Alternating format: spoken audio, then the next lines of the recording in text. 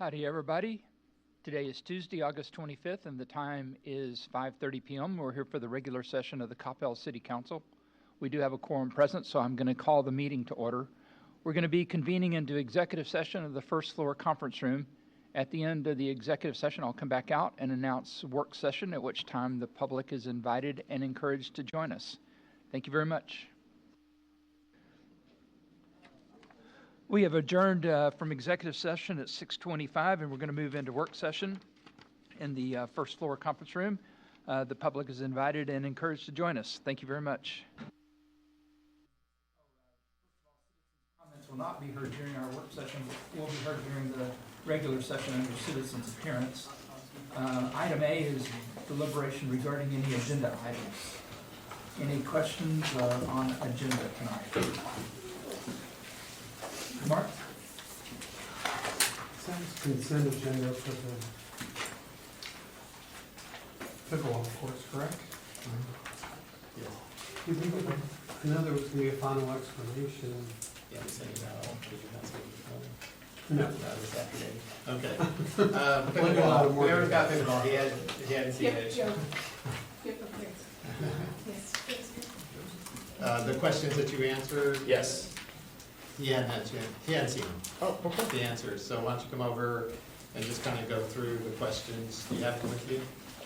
I don't, but I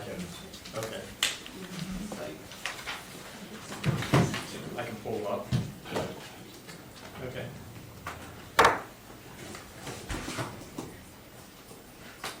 Okay, so I have them right here. I'm Joe Weber, for those of you who haven't had the opportunity to meet, the manager of the Tennyson Pickleball Center. Thank you for having me out here tonight. Are we ready? Fantastic. Okay. Question number one was, have we done an investigation into why the current coded failed so quickly? The answer was yes. There are three possibilities, of which it could be one or multiple. One, it's poor workmanship from the original contractor. Two, there was something wrong with the batch of the surfacing material that was used. Or three, there are foundational concrete slab issues with the courts themselves. This is something that can't be confirmed until the existing surface material is removed. Second question, do we know if the contractor followed the manufacturer's recommended installation instructions? If yes, do we have documentation? Through all of our ongoing communications, we have been trying to get a firm answer from the vendor on this issue as well. As we stand here today, we still have not received confirmation that the surface was applied appropriately according to the recommended manufacturer instructions. This project would not have triggered a construction type inspection. Third question, what was the contractor's response to the failure?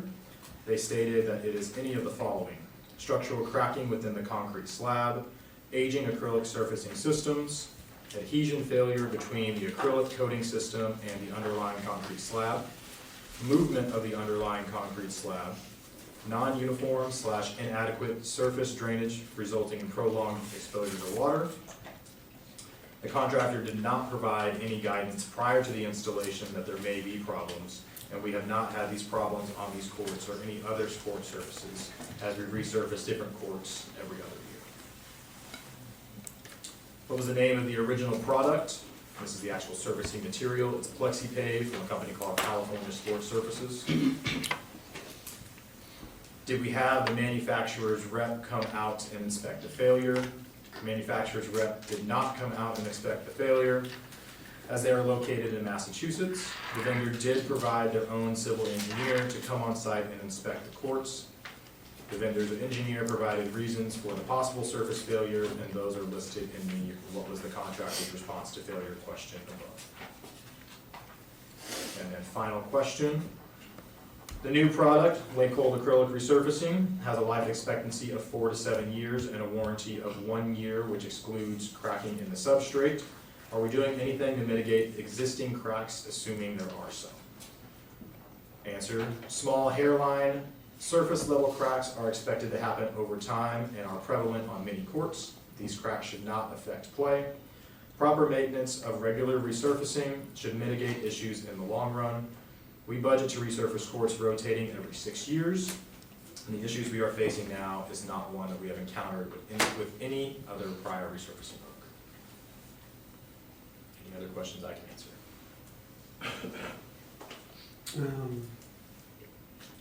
Are we pursuing legal action with? Bob is involved. Turn that over to Yeah. Bob. Bob is involved. Yeah. Let's just say. Bob is involved, okay. Yeah, Thank you. I'm involved and we've talked about everything that was just disclosed to you and we've talked about it. And once the material's taken out, then I've told them to make sure they don't get rid of it, make it available, and so that we can test it and determine what's wrong. Circumstantially, I would say, based on our past experience, there's either something wrong with the application or the materials that they use.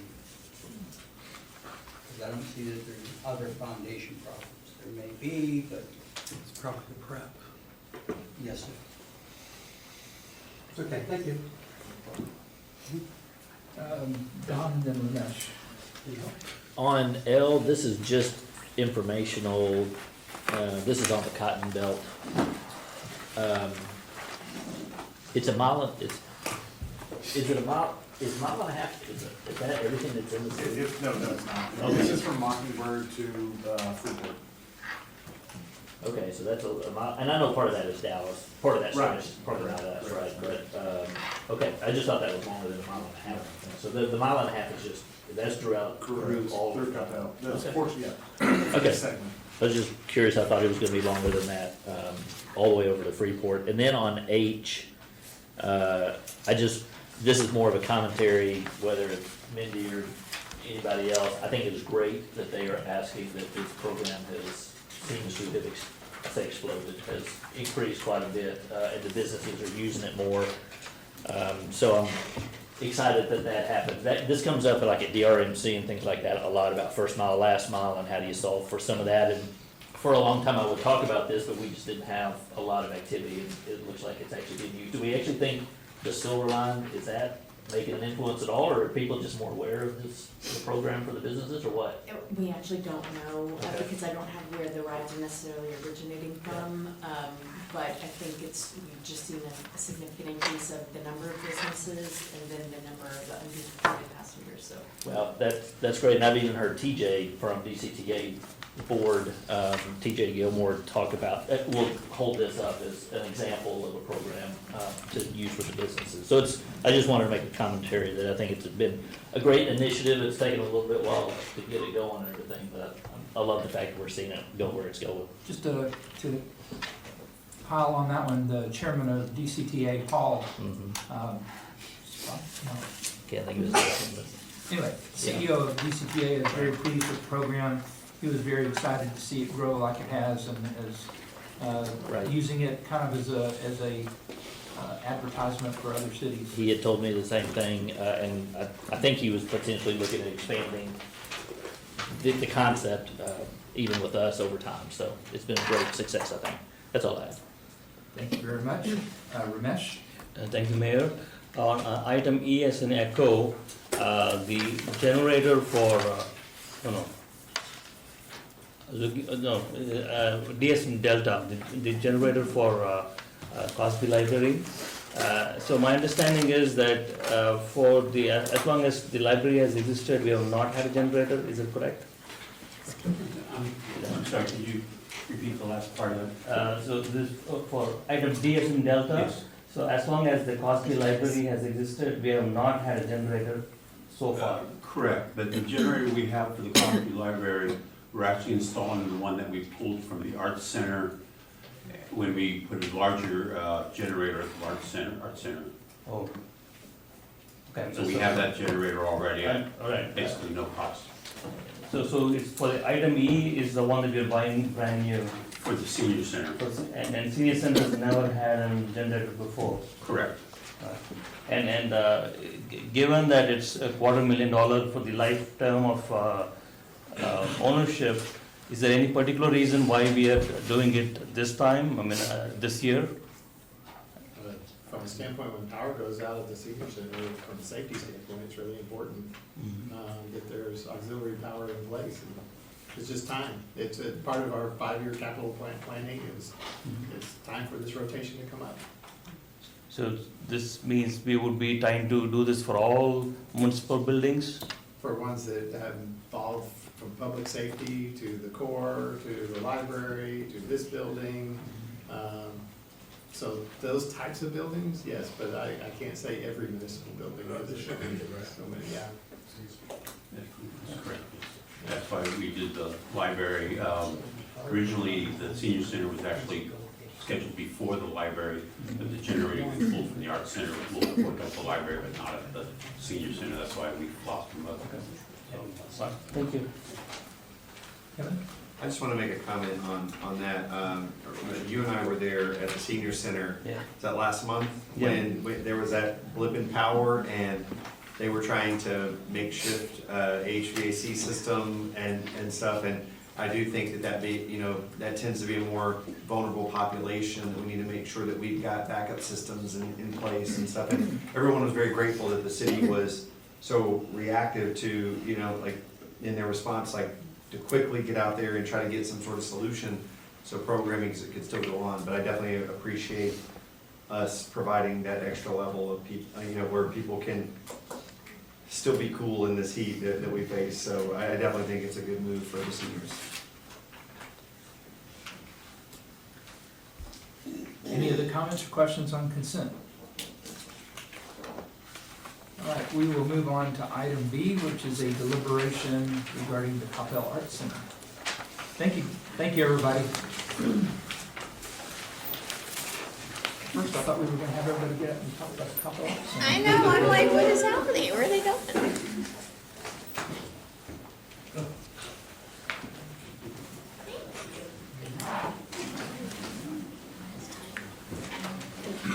I was looking for Sherry, there she is. There's one seat open and I think it's. Oh, okay.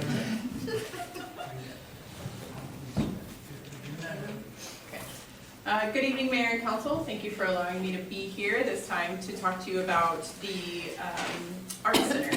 So tonight, I'm here to provide a follow-up discussion regarding Coppell Arts Center's future operations and cost recovery goals that were presented to you back in February.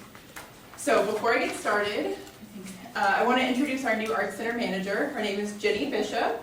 She's been with us for almost 5 months now, and we are so excited to have her energy and talent with us every day. So just wanted to put a face with a name there. Okay, so to start this evening, I wanted to do a brief recap on how the Coppell Arts Center is funded. So the Coppell Arts Center is fully funded and supported by the Coppell Recreation and Development Corporation, or for short, CRDC. And then a small portion of the Arts Center is supported by the Hotel Occupancy Tax, or the HOT Fund. So the Arts Center is not funded by property taxes. Can I ask a quick question? Is that true of any other facility we have in town? The library, the core, the biodiversity center? Not fully funded. As far as general fund, CRDC, Right, well, I mean, are any of our other facilities fully funded by sales tax and HOT fund? not fully funded, no. The Arts Center is the only facility fully funded. There are aspects of projects that happen at some of those facilities, like the core, whenever we do pool replacements or anything like that, it's funded through CRDC. Okay, one-off items? Yes, yeah. Okay, but in terms of annual operational cost, we don't have another facility funded exclusively with sales and HOT Correct. fund? Okay, Those facilities are all funded, yes. thank you. That's a great question. So the CRDC receives its money from the half-cent sales tax that is collected through transactions within Coppell.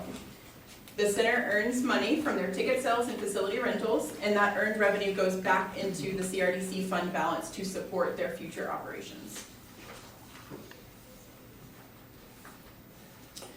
During our last update on February 24th, staff presented financial and operational data from fiscal year 2025. Currently, the Arts Center's cost recovery as a whole is at 32%. To break that percentage down, our current revenue is generated from the 3 areas you see up there. 61% comes from private third-party rentals, 37% comes from ticket sales from our presented programming, and 2% comes from other fees such as playbill advertising and invoices for above basic services. You will also notice that there's a facilities fee listed up there at 0%. Per council recommendation, that fee was removed back in 2024, but it is important to note that we did previously collect revenue through that.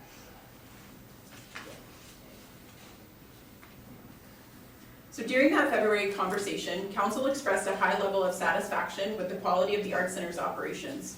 We also discussed cost recovery and what it could look like for the Art Center. While a specific cost recovery target was not established, council did provide clear guidance on a few areas. So to start off, the council and the community agree that the Art Center's operating successfully, and it's a true amenity for our community. Secondly, we were asked to focus on quality over quantity, buying fewer show titles to ensure that every booking maintains the high standards of our community.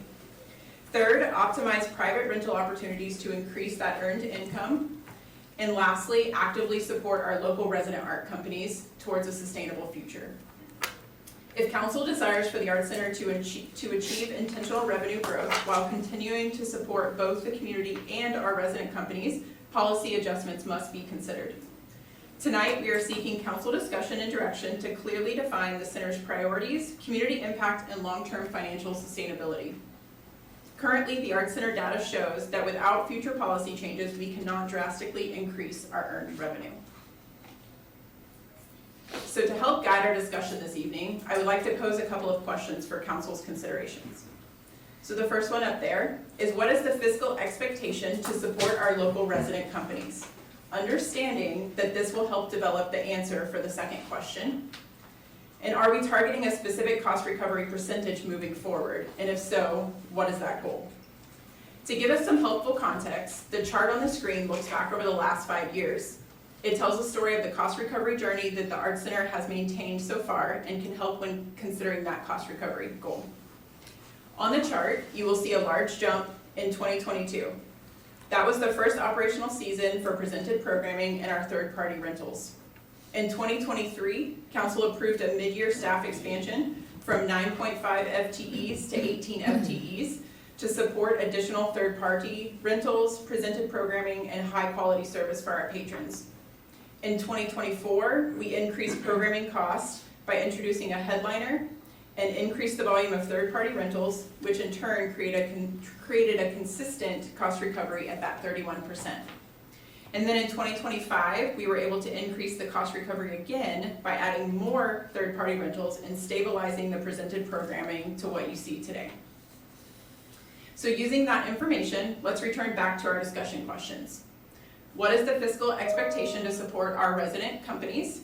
And are we targeting a specific cost recovery goal? So I'm here and available to help guide your discussion.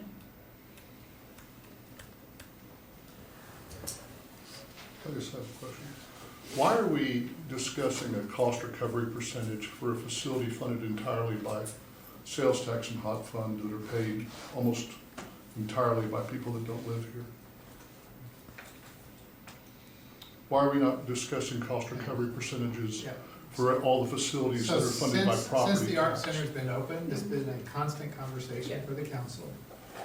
And we have sought and continue to seek information from the Oh, no, council. I understand that, Mike. I understand. My question is, That's why we keep why bringing are it we up. as a council Okay, I just want to make sure continuing who's to getting discuss asked the the question. issue? Right. No one's asking for the Biodiversity Center to set a cost recovery percentage, or for the library. And those are all funded by property tax, which is what, people think is too high oftentimes, but, according to our latest numbers, according to the mayor, 66% of our sales tax is paid by non-residents. And I imagine probably about 99% of our hot fund is paid by non-residents, because they're staying at a hotel. So why are we doing this? Why is the Art Center being singled out when it's not even funded by property tax? It's a good question. Ramesh? Yeah. I don't have an answer to that, but I will say, if that's the question you're asking, why even set it at 31%? Why just give it away for the West Coast and not have any shows? Well, that doesn't have anything to do with my question. My question is, why are we discussing a cost recovery for this facility when it's not funded with property tax? I mean, given that we did approve additional headcount, and with additional headcount, I understand that we are paying it through the sales tax, and that sales tax money could be used for anything in the city. Doesn't have to be only used for the art center. Keep in mind, I'm in support of the current funding for art center, but I do think having a cost recovery target between 30 to 40 is a good long-term thing. So that way the residential companies also value the time that they're getting. So if something is zero, it doesn't have a value. So having some kind of a cancellation fee or 5% or 10% cost recovery would set best practices and make them more efficient as well, and make their shows better, so people will want to go and see. So I'm not in favor of cutting the funding, but I'm in favor of charging the residential companies something, maybe whether it's cancellation or 5-10% cost recovery. Okay, so I understand what you're saying, Ramesh, but it still doesn't answer my question. Why is this facility that's not funded by property tax being singled out as requiring a specific cost recovery? Again, I don't have a direct answer, but core has a cost recovery of 68%, right? And when we don't have, when we need to increase the cost recovery, we have the ability to increase the subscription fee that the residents pay. Whereas for art center, we don't have that, those dials that we can turn. And again, this is a discussion, it's not going to be, we're not deciding, I guess we are deciding whether we're going to increase the cost recovery percentage, but let's see what everyone thinks. I'm done. Okay, there are dials that you can dial on the core or the art center. You For could increase, the core, yes. you could increase ticket prices at the art center. You can increase the fees to the resident company, but, it's up to the staff to determine what the optimum rates are for those. And so, Right. They are where they are. Anyway, that's kind of where we are. I'm sorry, Bijou, you were next? Yeah, thank you, Mayor. Mike, I have a question for you. I'm looking at the city budget FY '26 amended. The CRDC funding is 8.2 million.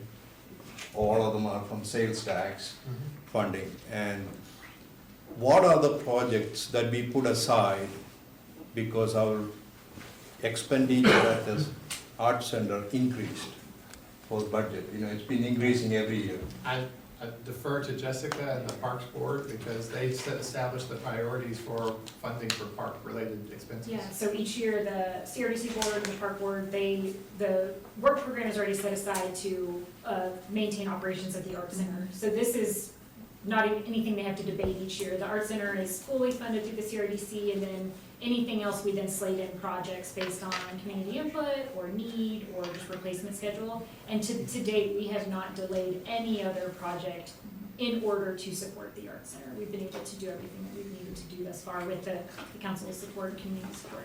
So let me ask, let me rephrase my question. The budget is 8.2 million. We are using 3 million for art center. So about 39% of the budget is used for art center. I know there are park road projects, 20 items. Every year they have a list. There are projects we could do if we had 8 million, but we are not because we are setting aside for 3 million for art center. Sure, there's money in the CRDC fund balance, and that's put into the budget each year based on the projects we've already pre-prioritized, and the art center is already taken care of, the operations are already there. So there's still funding available to pull in projects, we just do the projects that we can do capacity-wise and that are prioritized. But we're not foregoing any other projects because the art center is using 3 million of the budget annually. But if you have increased income from art center, we don't need to use the CRDC fund. So we can use it for park projects or park-related projects. Theoretically, yes. Okay. Yes, but we're able to do everything that we need to get done. Okay, Mark, were you next? Yeah, the question I wanted to ask was, we've already adjusted the budgets for the Art Center and other facilities that are drawing on that half-cent sales tax to reflect as if the destination change is occurring, right? Just want to make sure that we've got that. Kevin? So I was gonna bring up the fact that, I believe the last audited actuals, is that 23, 24? It would have been 24, 25. 24, 25? Didn't they actualize about $11 million in sales tax? Understanding that we are budgeting.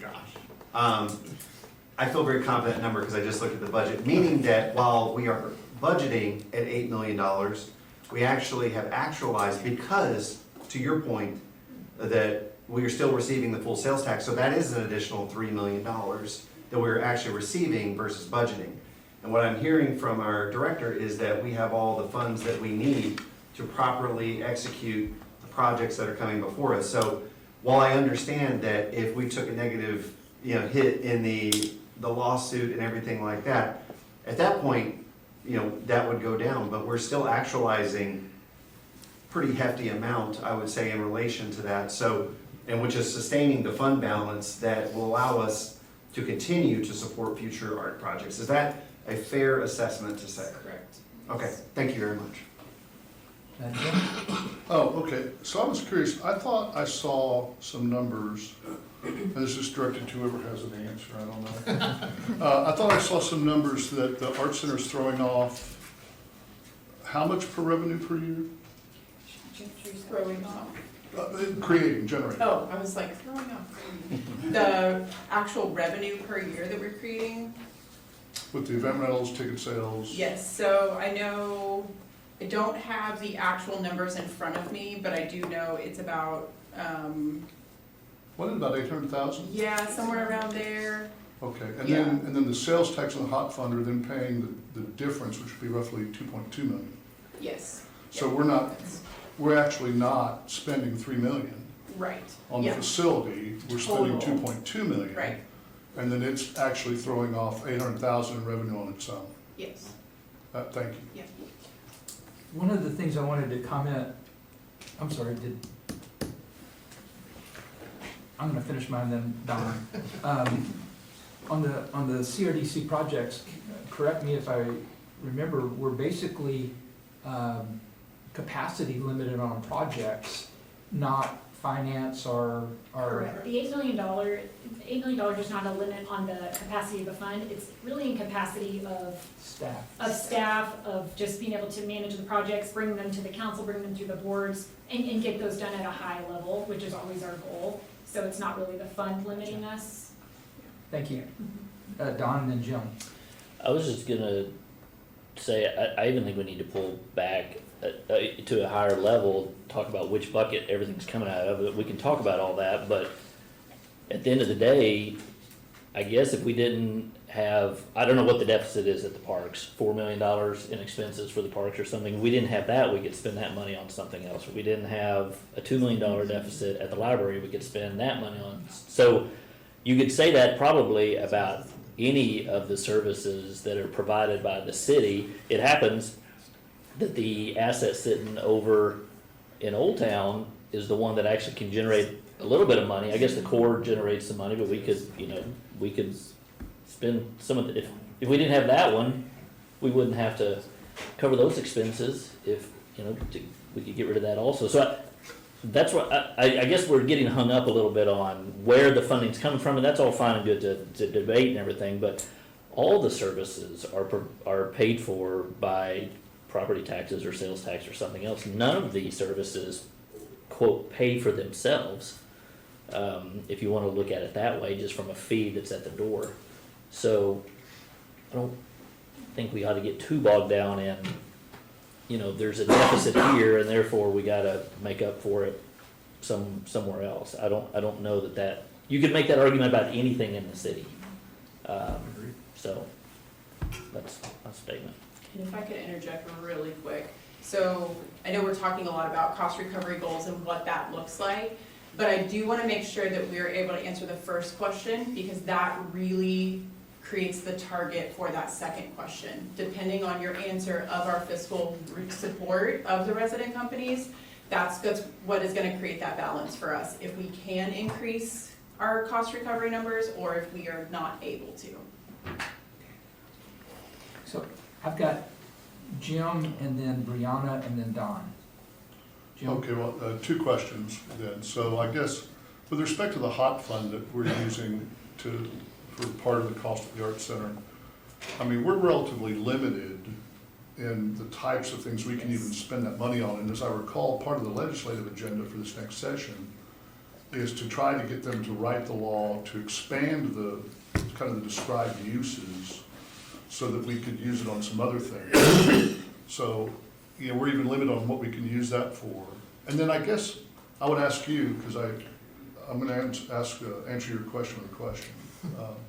So when we talk about the fiscal expectation to support our local res codes, I mean, what does that mean? Are we saying, are we going to try to increase what we're charging the res codes for their use of the facility as a way to boost cost recovery? So that is up for council consideration. Today, we don't charge anything. So with the currently fiscally, right, we provide full support for the resident companies. We have done that since the opening of the building. We give them the space, we provide everything that they need besides their actual operations. And so if we are looking at, or if council decides that we want to increase the revenue at the Arts Center, that's where we would have to look at doing something differently with the resident companies, because we have maxed out our capacity with our third-party rentals, which is a huge portion of our revenue right now. And our ticket shows are pretty in line with how they're working, and so that third arm of service, as you guys know, is the resident companies. And so that's really what that goes back to. If your discussion is, let's fully support the resident companies as we are doing, we are going to continue that path and do that. You just have to understand that 31% is where we would stay at cost recovery for the Arts Center. Okay, so my follow-up would be then, are we going to follow up then and increase our expectation for the seniors to fund a larger part of the operational cost of the senior center? Because I mean, their membership costs are effectively subsidized by the city. Are we going to increase anything that we charge down the biodiversity center to offset the cost there? I mean, are we going to charge $100 a month for a library card? Right? I mean, all of that would accomplish the same thing, but I don't understand why this one facility, why the local rescos are being singled out when we're not looking at anyone else that uses any other amenity in town and imposing the same expectation on them.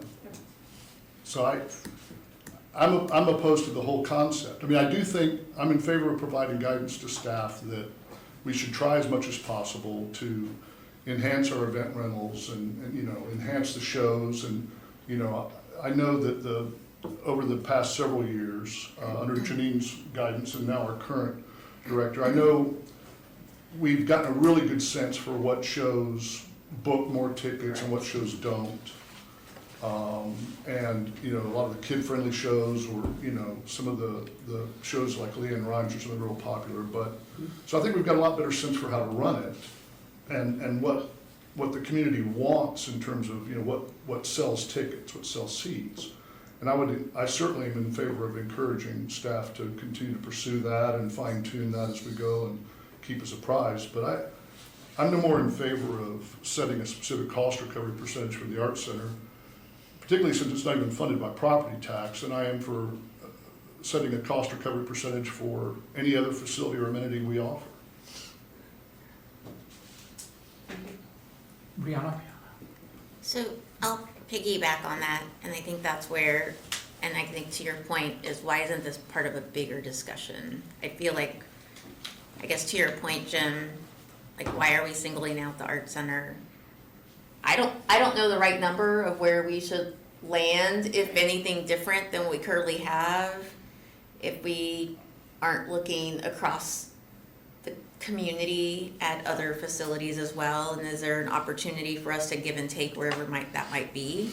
And so, I guess my thought was that this would be part of the conversation we would have at retreat, if that's where it fits. But I guess to your point is, there's buckets, money, there's only so much we can do with a hot tax, and I'd like to not talk about this in a vacuum, because I don't know how this impacts everything else.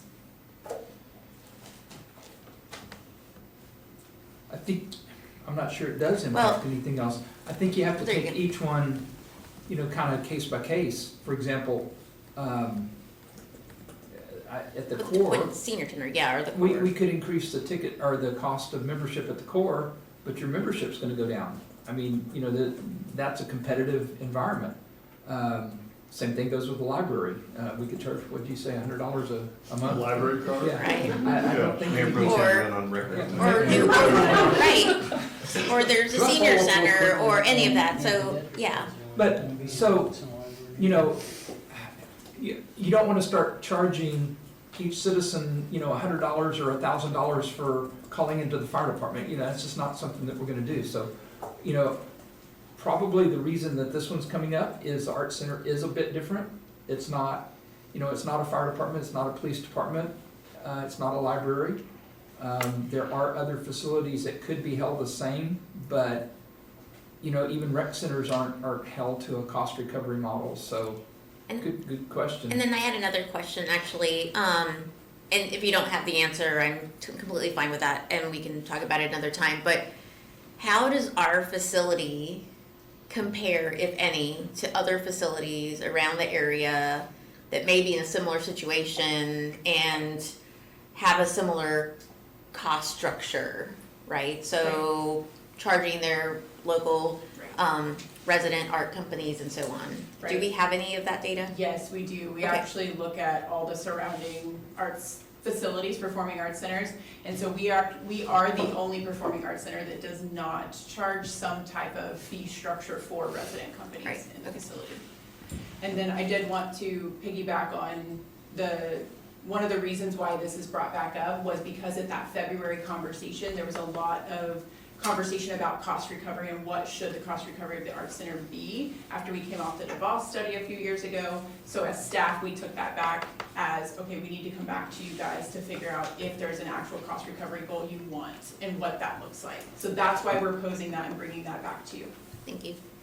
Okay, I've got Don, then Kevin, then Jim, then Bijou, then Ramesh. Don, If we charge the Rescos, let's say 5% or whatever, and I think I remember seeing some numbers thrown out there or whatever, but how much are we moving the needle at all? I mean, how much revenue, how much more cost recovery is there if you charge them 5%? Yeah, so there's, given the data that we have, I couldn't say it's 1%, 2%, 3%, but to be honest, it's not a lot. Yeah. When you're looking at, let's say 5% is a good number to charge for that. Well, I guess that's where I struggle a little bit, is if we're looking to get from 32% to 40% or whatever the number is by charging the Rescos, I don't know if you can charge them enough to ever get there to begin with. So it's sort of a futile exercise, quite frankly. If we're talking about trying to continue to improve the efficiency of the Arts Center over time, it looks like we've plateaued at 32%. That seems to be where we're gonna run, and I don't know if that's because of the size of our Art Center compared to some others or what it is, but that seems to be sort of the norm, and it makes sense that you wouldn't wanna fall back from that and maybe even improve it, but I don't know if necessarily charging the Rescos is going to do it. If you did a 5% charging of the Rescos or something, so they have a little bit more skin in the game, that would be fine. We all know how that's gonna get paid. It's gonna come out in the service org conversation Yeah. during budget time. So, and maybe that would be a caliber to help, to have them, lock arms with us and continue to try to be efficient, but it's all gonna come out of the same pot ultimately, so. Yeah, there are a couple things that could have, so charging the rescos is not gonna necessarily bring up a large percentage. But then, like I spoke about in the very beginning, that ticket fee of the facility fee, that is an additional potentially $40,000 a year if we were to put back that ticket fee to add on to that. And then the only other piece to that would be, it's a couple different pieces that could move the mark, is if we were to charge the rescos, then there would probably be less reservations, which then opens the booking up for third-party rentals. But all of those things have to go together to move the needle. Try to sort Right. of figure out what we got. Right. And just as a little, keep in the back of your mind, the Arts Center was set up to support our rescos in the That's first what I place. was thinking of too, yeah. Right. Well, it does seem like we're sort of at this level that if we get improvement, it's gonna be small incremental improvement over time. I don't know that we're gonna do anything that's really gonna move the needle big time, so. Thank you. Kevin? Don, you're a very smart man, because you had some very similar thoughts that I had on that. My point being that I do strongly believe that if we do impose some sort of additional fee to the rescos, that is just gonna increase the ask. And we know that funding comes from our general fund. And so what we're basically looking at is draining money from the general fund and then just funneling it over to the CRDC, because that's where the profits go from the Art Center. So really, it's just a moving of money. And let's be honest, with some of our previous discussions we've had over the past couple months, there's more pressure on the general fund than there is on these funds that are supported by sales tax. So I don't think that it is in anyone's best interest to set that up to kind of funnel that. There's already an odd narrative going on around in our community that some of these general fund supported facilities are being pressured because of the Art Center.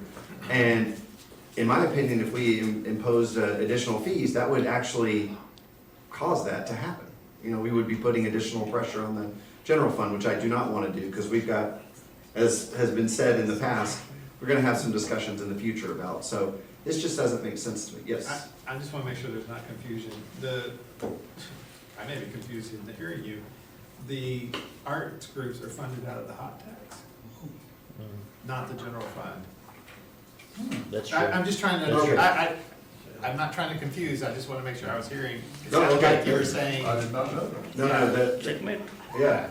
that's incredibly fair then. It's, because I just want to make sure. When y'all looked at that sheet, if you Yeah. remember, there was the general fund services, and then there was hot tax. The arts groups were the hot tax. And every one of them comes out of that? Uh-huh. Okay, all right, well, cool.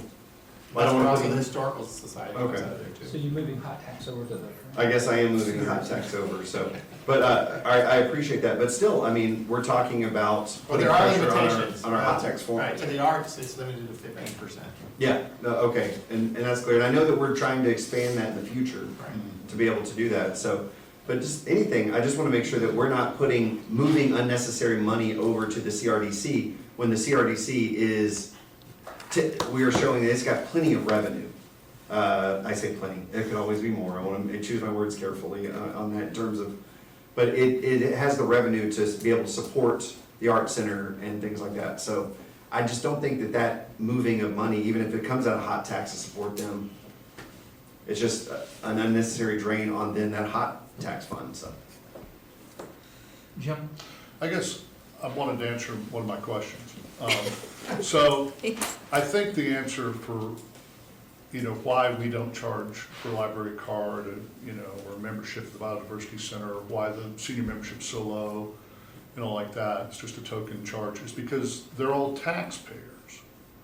They're all paying property tax into our system, and then we're providing these amenities, which is one reason, I presume, why they want to live here, to pay the property taxes. So, we're not charging them because they're already paying for it. And all of those, whether you use a library or use all the facilities or not, still contributes to your property value and contributes to your quality of life living in this community. Whereas here with the Art Center, hardly, I mean, 36% of it roughly, 35% of it on the sales tax side is being funded by residents. The rest is all being funded by people who live outside of the town. And to me, the most important word in the title of ResCos is the resident arts companies. These are people that live here too, that are also paying property taxes. And when we talk about them offsetting the cost of the Arts Center, we're asking them to offset the cost that 66 cents of every dollar being paid by somebody who doesn't live here is paying. So it just doesn't make sense to me. It's an apples and oranges comparison.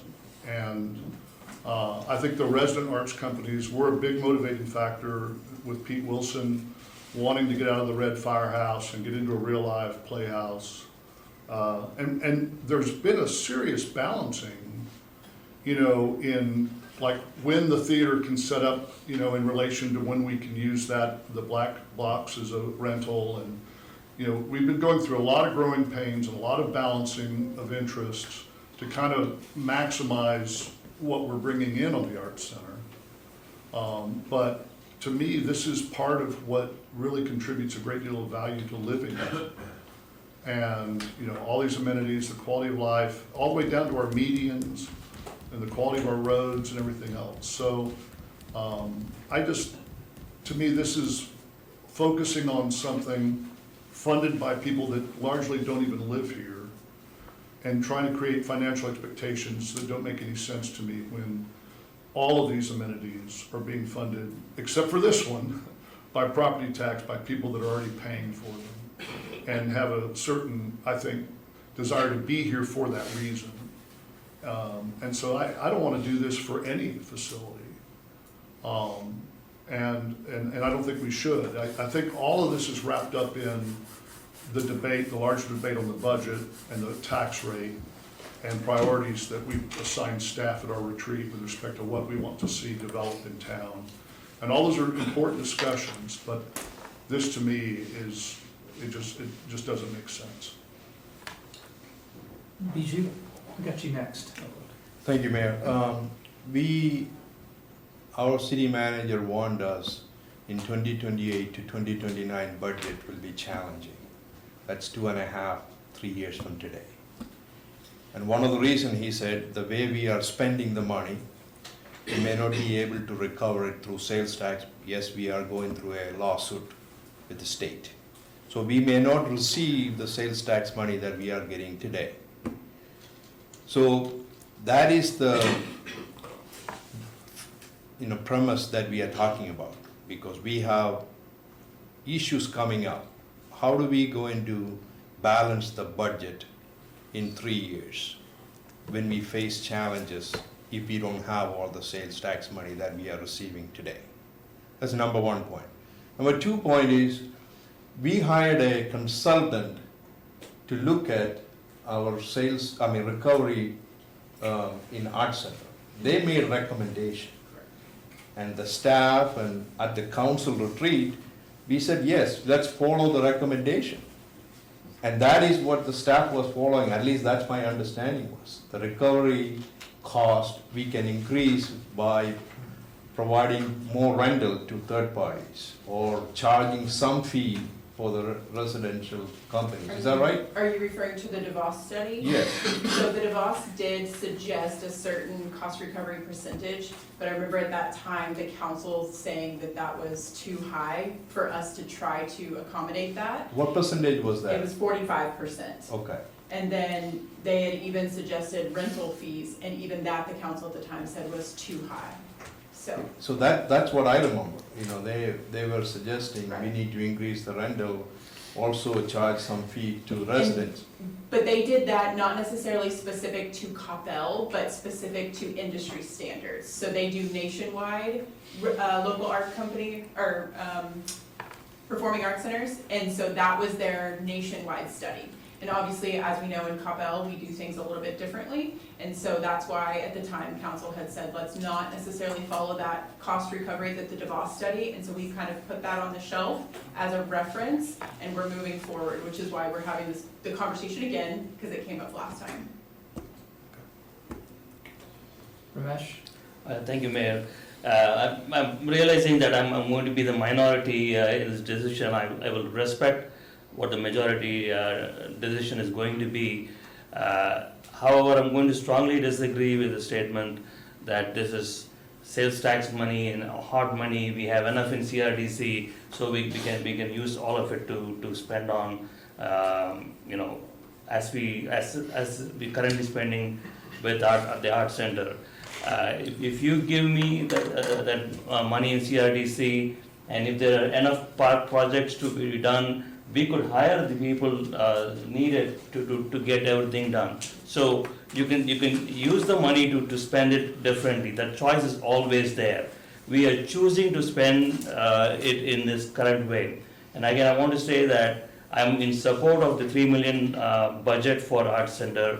I value the residential companies. I think they're important and we should support them. Where I'm disagreeing is that we should have a little bit of skin in the game for the residential companies. There should be a cancellation fee. There should be some cost recovery from the residential companies, because if something is given free, then it has a different value as opposed to if you have to work for it. If we can increase our cost recovery from a current 32 to maybe even a 40, like you said, there would be more bandwidth for the management to give it out for rentals. So that means we'll have more rental revenue coming in, and I think that's a good thing. I think as stewards of the city finances, we should be investing our money in what is the best return in value for the city. In my opinion, increasing the cost recovery target is a good fiscal decision. So with that, I'll keep my peace. Thank you. Don? I guess I was just gonna reiterate sort of in response to that, if we shut a bunch of parks, we'll have extra money too to go do stuff with. And so I mean, we're not doing cost recovery on the parks. So it doesn't completely make sense. I mean, it doesn't make sense that we only do it, I guess, on the Arts Center. Somebody explained it to me this way that's made a lot of sense, because you have a lot of quality of life amenities in this city or a bunch of cities. And ultimately what Mike and Clay and Jim and whomever for years and years and years have tried to do is come up with, what do all the outdoor people, do they have something to go do? And what do all the people who love to read, do they have something to go do? And all the people who love butterflies, do they have something to go do?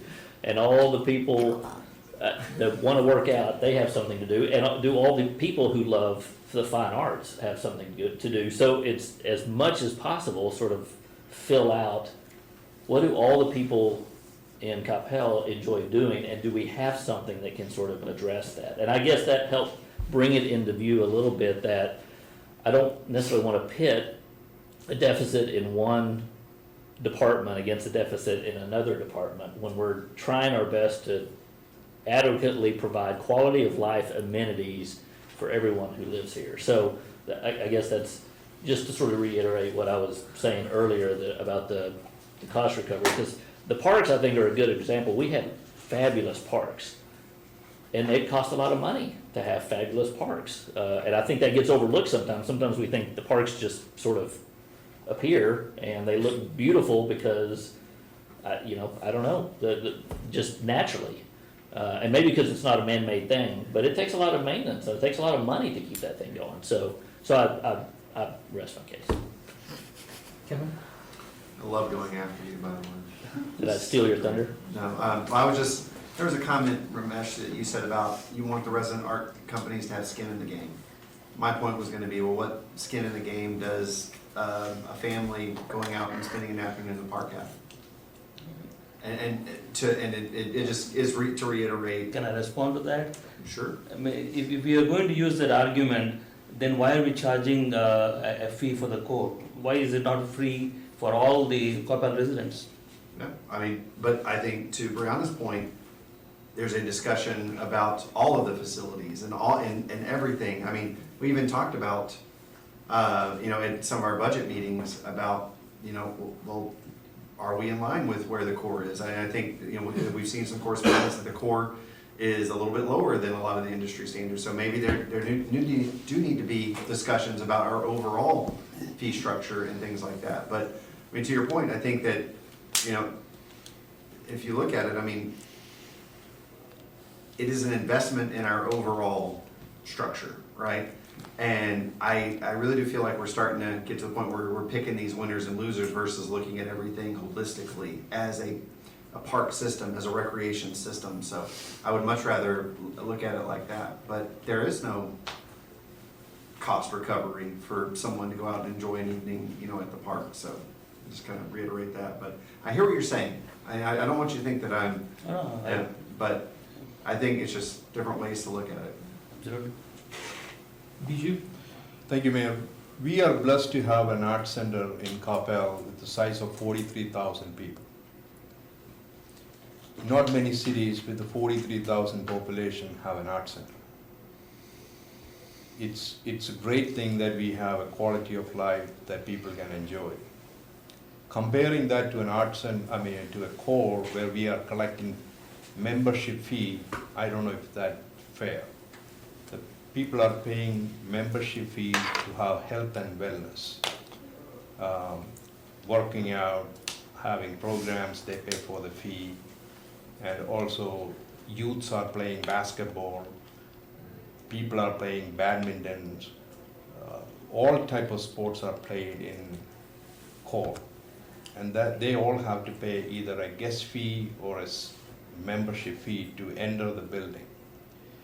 So my point is, it is important that we need to have a library in town, we need to have a rec center, but art center is something we are blessed to have, an addition. Not many of the cities that I know with 43,000 population have an art center. So what is the best way? Yes, I agree, they are paying property tax. But one of the things Ramesh just mentioned is they can cancel at any time, there is no problem. We could have used that time to rent it out and collect some money from the third-party rentals fee. Or collect some revenue if they cancel. Skin in the game, some people use the phrase here. There is no membership fee to art center. They pay a fee to see a show. They purchase a ticket. That's how we recover the cost, and through third parties. Yes, it is funded by sales tax, 60% Euroford, says 67 or whatever, comes from sales tax, people from outside. My thinking is always, if we have enough money in the CRDC funding, which is 8.2 million, we are increasing that to 8.5 this year, can we do all the projects the park board is recommending? Are we putting anything on a side? That I know we are moving money from the excessive bucket to CRDC to spend on some of the park project. I seen that here. It's in that budget layout. So my point is, yes, we need to have a way to recover maybe more than 32%. I don't know the exact number, but that's my opinion on this. Thank you. All right. We got 3 minutes until 7:30. Do we want to continue this after our regular session of the city council, or are we ready to move on? Because I'm hearing at least five saying continue on, Sherry. As we are. Now, we'll be happy to continue this discussion at the winter retreat if you want to do that. And to Brianna's case, maybe it's better to expand it out to just a philosophical discussion for the city. Shortly, yes. Thank you, Mayor. I think the writing is clear on the wall. They asked us for a guidance. I think the guidance is they continue as the continued status quo.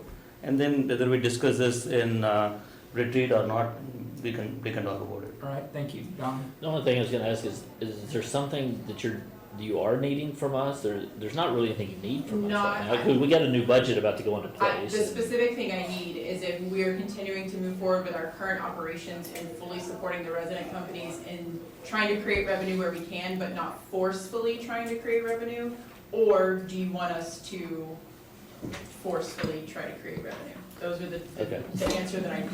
Okay. And were these your only questions, or did you have I anything? think there were three Okay. more, weren't there? No, I just repeated them. Oh, okay. So- Okay, I just wanted to make sure that you had had a chance to, okay. Yep, this is it. Okay, so we have direction? Yes, do you have direction? So what I'm hearing consensus-wise, we are continuing forward with operations, supporting the resident companies, and creating revenue where we can. And then you guys will have a discussion at a later time if you feel the need to look at cost recovery. Can I have a thumbs up, please? Okay, yes. Perfect. That's what All I right. needed, thank you. We are recessed from work session at 7:29. We will be back in here to continue item C after the regular session. Good evening, everybody. The time is 7:34 p.m. We're here, we have concluded work session. We're going to move in, and we are here for the regular session of the Coppell City Council. Just as a reminder, persons wishing to speak during the citizens' appearance or public hearings must sign the appropriate register located outside the council chambers and list your address. We do have a couple of public hearings as well as our citizens' appearance, so be cognizant that there are different sign-up sheets.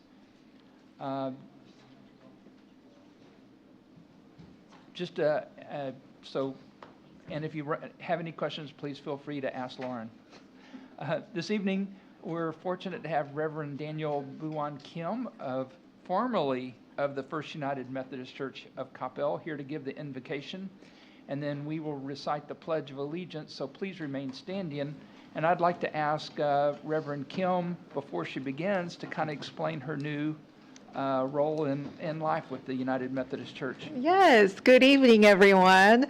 Good to see you all. My new role is to come alongside citizens and community members in Carrollton, the Farmers Branch area, as community clergy. I have been appointed as community clergy upon completing my service at First United Methodist Church Coppell this past July, and it is such an honor to cross the borders that we share, to be with you all this evening and offer tonight's invocation. So I am so grateful that I got to fulfill my promise to be here tonight. So before my appointment changed, so let us go to God in prayer together. Gracious and eternal Creator, we gather this evening in a spirit of deep gratitude for the vibrant community of Coppell and for the enduring bonds that connect all of us across this region. We ask for your blessing and guidance upon the City Council, Mayor Mays, and every public servant who has dedicated their time and talents to the betterment of the city. Grant these leaders wisdom, clarity, and compassion as they deliberate on the matters before them tonight. May the actions taken here tonight strengthen the foundation of Coppell and serve as a beacon of good governance for all of us. In your holy name we pray. Amen.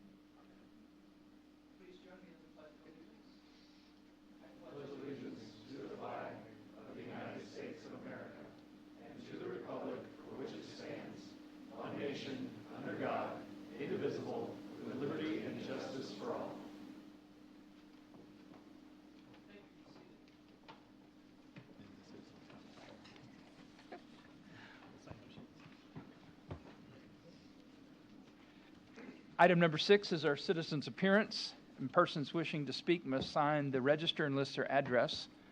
Presentations by individuals shall be limited to 3 minutes each, during which time the speakers will remain at the podium and face forward and address only the mayor and the city council.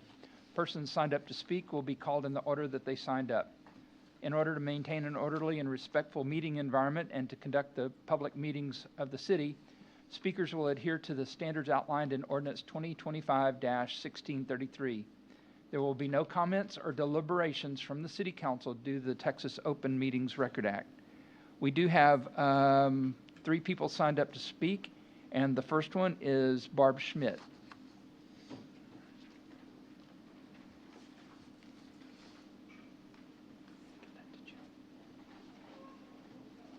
Good evening, Barb Schmidt, 622 Pheasant Lane. My comments will be brief and to the point, and thank you for this opportunity to speak. I've been an avid pickleball player at Wagon Wheel for nearly 4 years now, and the attendance at open play and participation in the intramural leagues has indeed exploded. Literally hundreds of people each and every week are playing pickleball there, whether it's renting courts, playing in leagues, or at open play. We have at least 6 open play times a week. Not only are we making new best friends, but the socialization and community interaction is contagious and fun. We are always getting new players, and the atmosphere is electric, and everyone is welcome. I'm here tonight to let you know how much the entire Wagon Wheel pickleball community appreciates your consideration of item J on the agenda tonight. With your affirmative vote, you will be approving the repair of the 8 dedicated pickleball courts using CRDC money.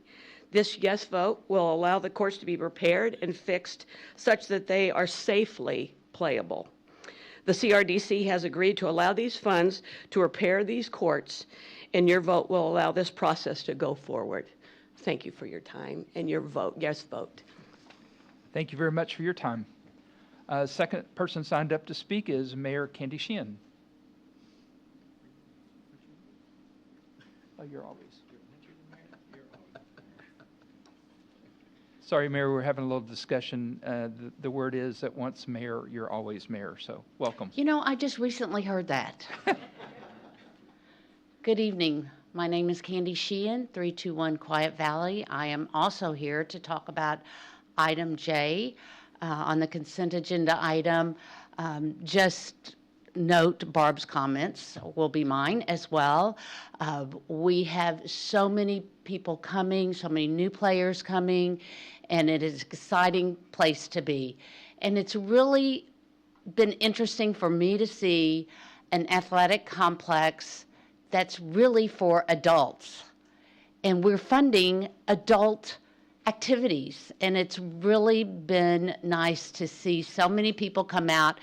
And this leads me to my next topic, is the feasibility study that you will be seeing in September 22nd. The park board and Joe, is Joe here? He's been awesome. He has been meeting with us. Thank you, Joe. He has been a great liaison with y'all and the pickleball community. Can't say enough for him about him. But the feasibility study is coming up.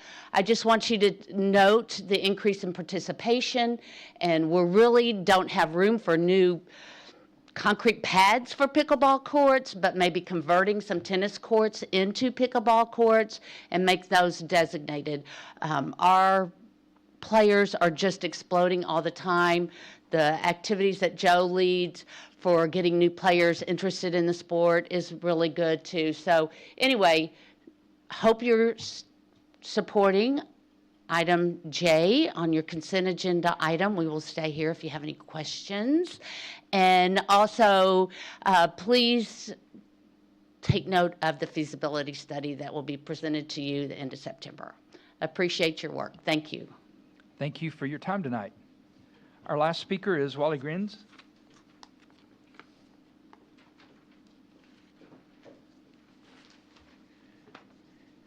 Thank you. I'm Wally Grunis, and I've lived in Coppell for the last 30 years at 713 Castle Creek Drive.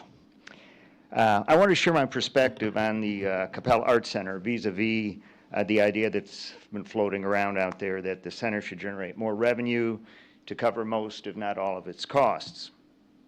If that's true, then I'd suggest that the Art Center may be being held to a higher standard than the core, who I love, the Biodiversity Center, the library, all of which are great. But it's higher standard than some of the other amenities that we enjoy here in Coppell. Look, I've spent 40 years in the business world working with large publicly traded companies, private companies, so I understand there's no free lunch, right? We have to keep costs in line, and we do want more revenues. But I've also served on the board of directors of several charitable organizations during my career.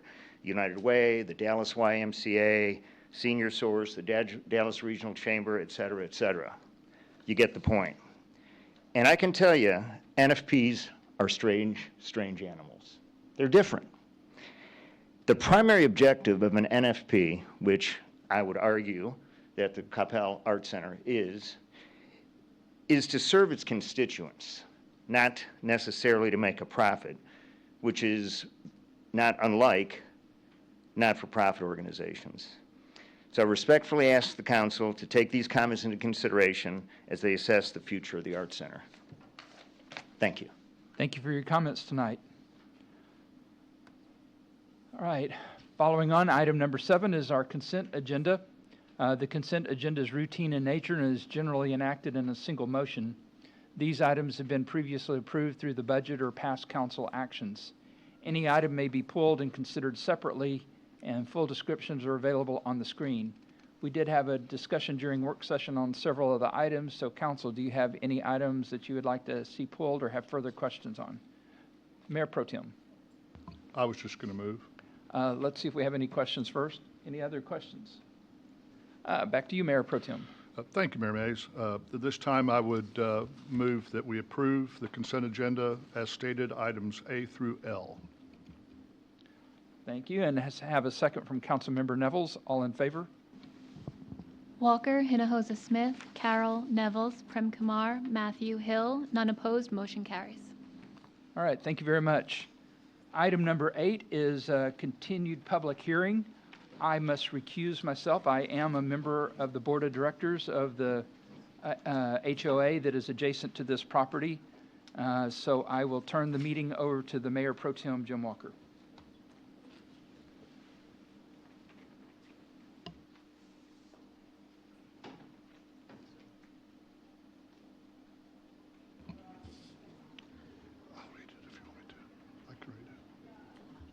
Do you normally read it? Okay, then you read it. Okay, this is a continued public hearing, but just to reframe the issue, I'll have Mary Perone Boswell go ahead and read the item now before the council. So item number 8 is a continued public hearing. To hold a continued public hearing and consider approval of plan development 214 revision 11 commercial, a zoning change request from PD 214 R2 to PD 214 R11 to allow for the detailed plan development of a 14,480 square foot commercial center for retail and medical uses on approximately 2.03 acres located at the south side of Sandy Lake Road, approximately 560 feet west of Denton Tap Road. Thank you, Mary. Persons wishing to speak during the public hearing must sign the register and list their address. You will be called to speak in the order you have registered. Public hearings are limited to 5 minutes per speaker. So at this time, we're continuing the public hearing, so it is open. And we'll now have the presentation by staff. Mary, if you please. Good evening, Mayor Pro Tem, Council. So item number 8 is the shops at Sandy Lake. So what we have in front of you here is, let's see here. Here we go. So this property was originally platted as part of a larger 29-acre development that included the development of Arbor Manors and additional commercial property along both Denton Tap and Sandy Lake Roads. The zoning for the overall development was approved in 2007, with subsequent rezonings occurring with each new detailed site plan for the commercial sites. This represents the final commercial piece to be developed. A planned development for this site, which included retail, medical, restaurant uses with a patio, was denied in April of this year. This new proposal is for retail and medical uses only. There's no restaurant or patio or drive-through proposed. So what we have up on the screen right now, on the left is the original PD, and on the right is the current proposal. So the original PD shows 2 buildings out front adjacent to Sandy Lake Road versus the current proposal with 1 building at the rear of the site. The original PD showed parking at the rear of the property versus the current proposal has the majority of parking out front with some at the sides. The original PD shows 2 driveway entrances, one off Sandy Lake at the western edge and a shared driveway out to Arbor Manors Drive.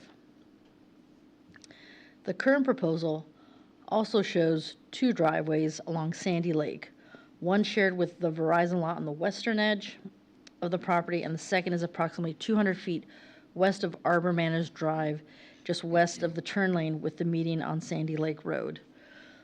The last proposal had that second drive about 100 feet closer to the east, but with looking at what the residents had requested, this driveway was moved further westward. And there is no shared driveway connection to residential via Arbor Manors Drive. So the site is currently vacant. The site plan shows a proposed 14,480 square foot building that will contain a mix of retail and medical uses, accessed by 2 driveways along Sandy Lake Road. As mentioned earlier, the previous proposal had restaurant and patio uses. As a compromise with the neighbors, the developer has removed the restaurant and patio uses with this new proposal. A restaurant use would need to go through the rezoning process to be allowed. So the developer is proposing a larger rear setback where 20 foot is the norm. They are providing 30 feet. Where a 10-foot rear landscape buffer is required, they are actually proposing 30 feet. And this was all as a compromise to the residents. There are 2 trash receptacles proposed on the western portion of the site. Originally, they were placed at the rear of the property, but based on residents' concerns, they will be approximately 70 feet from the rear property line and residences. There's an existing 6-foot in height brick screening wall between this property and the residential property to the south, which does meet city ordinances. In the prior proposal, the eastern driveway was closer to Arbor Manors Drive. It has since been moved further west, approximately double the distance, and is out of the turn lane entrance. So everything that you see highlighted in red is where the developer has made compromises for the residents' concerns. Here we're going to be looking at the landscaping. Based on feedback from the residents, the developer increased the rear landscape buffer and building setback to 30 feet, where only 10 to 20 foot is required. In order to accommodate this increased landscape setback at the rear and maintain the parking count, there is a PD condition proposed to allow the front yard landscape strip as shown. This ranges from 9.1 to 15.24 feet and averages approximately 12.5 feet in depth, with parking abutting it versus the required 15 feet. Now, the parkway along Sandy Lake Road is approximately 24 feet in depth, so the landscaping out front will be approximately 30 to 43 feet when you include the parkway. The Planning and Zoning Commission had no objection to this request. Again, there is an enhanced landscape buffer at the rear of the site where normally only 10 feet is required. The developer is proposing more, with the building being 30 feet from the southern perimeter. Additional trees along the southern perimeter are also being preserved. The eastern perimeter will see a large number of trees being preserved as well. In total, 55 existing trees will be saved on site. An additional 31 overstory trees will be planted on site. And then we also have 71 Nellie R. Stevens to be planted to provide additional screening along the southern perimeter. These typically grow to 15 to 25 feet in height and make an ideal privacy screen in addition to the existing masonry wall. Here we're looking at the elevations. The building height is just under 19 feet with a parapet wall at the front varying in height from approximately 20 to 25 feet. creating some articulation. The trash enclosure material will match the building as well. They will also be screening the HVAC or HVAC equipment. The building will be a combination of brick, aluminum storefront with a dark bronze metal fascia and trim. The lower part of the building contains a light colored brick and a darker colored brick above the water table. There is no drive-through proposed. A monument sign is proposed along Sandy Lake Road. The sign will be the same darker brick as the building and be 6 feet in height and 6 feet in width with external illumination. The monument sign proposed along Sandy Lake Road is approximately 6 feet instead of 10 feet from the property line in order to not be covered up from the parking spaces. Again, the parkway along Sandy Lake Road is approximately 24 feet in depth, so the sign will be about 30 feet from the road. The Planning and Zoning Commission also had no objection to this request. There's no signage presented for the buildings itself. Any proposed signage will need to comply with city requirements. So this is a zoning change request, and we did send out notices. 26 were sent out within 200 feet as required by state law. We received 15 in opposition, 1 in favor. So they have reached the 20% of property ownership in opposition, which means that the vote by City Council will need to be a supermajority, with six in favor to approve the item. We sent additional courtesy notices within 800 feet and did receive some opposition, 1 in opposition beyond the 800 feet. The opposition noted was for traffic, loss of green space, quality of life, and noise. So the Planning and Zoning Commission did recommend approval 6-0 of PD 214R11, subject to the following conditions. 1, that a detailed engineering review will occur at the time of full engineering submittal. 2, to allow for landscaping as shown on the plans. 3, to allow for the monument sign to be constructed as shown on the plans.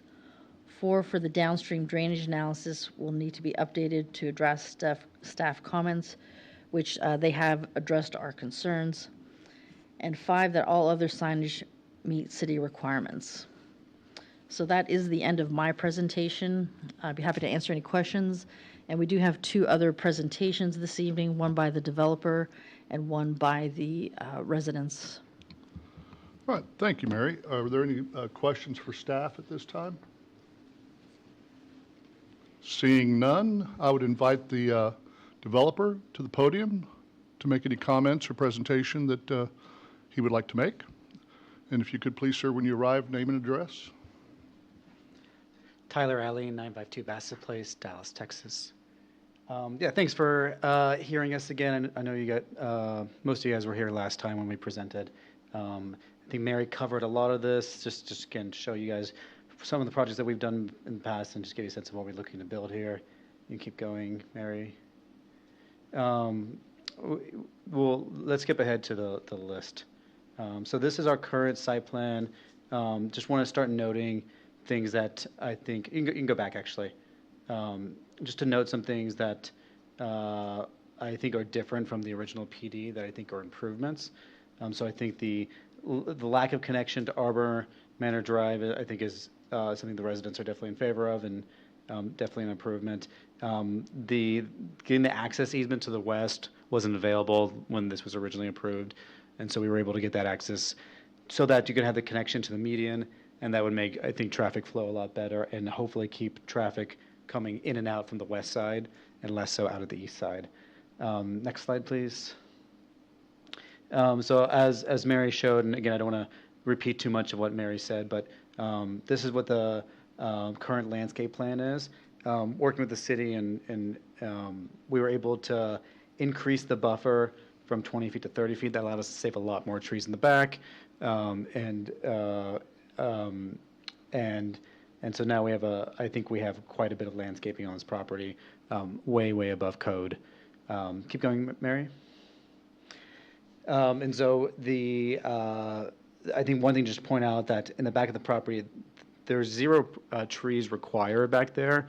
We're planning to do 71 trees, and there's also tree mitigation done when the PD was originally done. And so I think both of those are things that aren't necessarily required for a site plan approval, but we thought would be beneficial to the neighbors. Next slide. And so we also have saved 50 plus, I think it's like 55 now. When we came here, when we voted on this last time, we were at 44, but once we were able to move the building up further with the city's help, that created a lot more room to save more trees. And so this was, back in April, we met with the neighbors and they gave us a list of items. I think back then they didn't realize they could, they were trying to compromise. I think now their opinion is more just to say no completely to it. So I don't want to state that these are their current opinions of what they would want. Next slide, I think, is when the list comes up. These are the neighbor requests. These aren't their current opinions of what they would want, but just to make it easier to show what we were trying to achieve. This is kind of a list we were working off of as we redesigned the plan. So I'm going to go through each of these and kind of explain where we were the last city council meeting when you guys voted, and what changes, if any, were made, and then so you can see where we are today as we went through this. So we'll go through these one by one. So previously we were at 20 feet. The residents have requested 40. We were able to work with the city to get 10 more feet by reducing some of the landscaping up front and having more in the back. But and so we maxed out the distance in the back of the property with 30 feet. Next slide. This has moved the building to the front lot. This was, and they can clarify, but there was some back and forth on whether they want the building in the front of the property or the back of the property. I think where they settled was have the building as far away from the fence as possible, but still have the driveway north of the building and not coming behind the building. And so I think we've again maxed that out with the 30-foot buffer in the back of the property. Next slide. So this is the one area that we can't adjust. So we have a 14,480 square foot building. The residents requested that we cut that in half. This is just one that financially makes it completely infeasible to build the project. Small buildings just get really expensive to build. And so this is the one point where we didn't compromise on. Next slide. Restaurants, we had 4,200 square feet of restaurants at the last city council meeting. We are now at 0, and we're now at 0 and aren't asking for any restaurant uses. With no restaurant uses means no patios, so that's checked off that one as well. No drive-throughs, we were never doing a drive-through, so that was a key point for them, I think. But no drive-through is being requested, no drive-through could be approved unless someone came back in the future to city council. But once this building gets built, it's practically pretty infeasible to add a drive-through later. The eastern end curb cut, so previously we had to put it to the east. We didn't really care where it went, but the fire department was kind of dictating this. We were able to work with them to get this moved further west, as Mary had showed. So at the last city council meeting when you guys voted, it was where the red circle is now. It's further west, just to create more separation. We would move it even further west, to be honest, if we could, but that was the max that the fire department was would allow us, just from a turn radius perspective. Next slide. Oh, no connection to Arbor Manors Drive. So this was a request by them. We never had a connection there, and so that's one that we were able to concede on. And number 9. The wall height, so we previously had no adjustment to the wall. The residents requested that we increase to 3 feet. We're willing to provide, what we said is we can provide $25,000 to the HOA. The wall is actually not on the property, and so we don't want to be, touching other people's property. But we're happy to contribute to funds to increase that. But with the 30-foot buffer, with the 71 trees that we're adding, with the trees that we're saving, I'm hoping that helps achieve a lot of the concern that they're looking for by having this. Next slide. Tenant restrictions. So we were retail, restaurants, and medical last time. The residents' key request was getting rid of restaurants, and they also asked about like some of the more negative uses like vape stores and things like that. We restricted this to retail, medical. If there is a easy way to restrict, fast cash places, tattoo shops, smoke shops, we're not leasing to those places anyway, so it's an easy thing for us to give. I just don't have I don't know what the easiest way to do that, but we're very much willing to do that. Next slide. And so this shows where we've conceded, where we've compromised. So the blues are, 40, we were at 20 feet, they were at 40 feet, we could compromise at 30 feet. The wall height, we talked about in the tenant restrictions, which I think tenant restrictions, that couldn't be argued to be green at this point because we got rid of the restaurants. The only two things that we couldn't do is reduce the building footprint, and we couldn't eliminate that second entrance. The compromise was moving it closer, but for fire code, we're not allowed to eliminate that, to only have have a single entry point, which was what was requested. And so we've been trying to, so the current proposal versus original one, so we have the access to the western property, which costs us $100K to pay for the access plus gates for the Verizon building. We flipped and this is versus the, we flipped the building from along Sandy Lake to back of the property. We have the 30-foot rear setback. We have 71 trees installed. And just to make this clear, this is the current proposal versus the PD-approved plan back in 2007. So these are what we feel are massive improvements from that plan for the residents.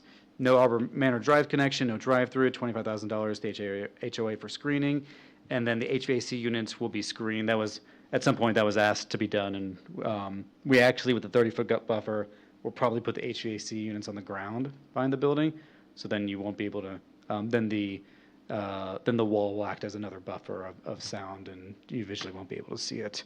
Want to point out that probably the biggest complaint left, and the one that we can't solve, is traffic. As you all know, what makes this tricky is that where traffic is most intense is where residents most have an issue. But where traffic is most intense is also where retailers want to be. I think I was here a couple months ago when someone had a business in the Coppell downtown area, where retail was, they couldn't lease it to retail. I don't really have a good solution for it. I think the residents would like to see a traffic light. We're actually in support of that. I think a traffic light would be really helpful to the area and really helpful to the residents. And so, and we've offered to contribute financially to that as well. And I think we said $100,000 at the P&Z meeting. We'd be willing to contribute for a traffic light in front of the Verizon building. And so we understand their concern. We actually agree with their concern that there's a lot of traffic here. It just also happens to be why retail tenants want to be here, right? So just wanted, so we're actually aligned with the residents there, but that's not something that we can solve. That is we don't have a curb cut that is on an intersection. And so happy to take any questions. And once the residents speak, if you have any other questions, happy to comment then as well. Thank you, sir. Are there any questions for the applicant? Councilmember Hill. Yeah, you mentioned that the units will probably go on the ground and not the roof. I mean, you say probably. I mean, will they or won't they? I think for the purposes of this discussion, we would put them, assume that they're on the roof and they're screened, which is what the request is. I'm hoping that when we talk to the tenants that they're willing to, that for them it makes sense to go on the back of the property. So I would say assume the more conservative scenario, which is that they go on the top of the building, but they would be screened in either scenario. But given that we have so much room back there, I think the tenants will choose to. That works part of their permit, not part of our permit. And so I don't want to speak out of turn for them, but so I would assume that it goes on the top of the building for today's purposes. And how are you screening them? We'll just put some sort of it would literally just be almost like the parapet that's in the front of the building. It'll be something similar on the back of the building. Does that make sense? So if you're on the roof and you turn around, you'll see the lip of the TPO run up. Yeah, you've got a 2-foot parapet now. Are you talking about raising the parapet, or are you talking about building some type of wood structure on top of it? We frankly, we'll do either. We're happy to do whichever the city the building officials would like to see. But typically, we would do it by just doing as large of a parapet as we need on the back of the property to keep it simple. But Yeah, when I look at the property adjacent where Einstein Bagels is. Yep. Their parapet's 42 inches, I want to say. So it's a good size that will mitigate the sound and also create a visual barrier.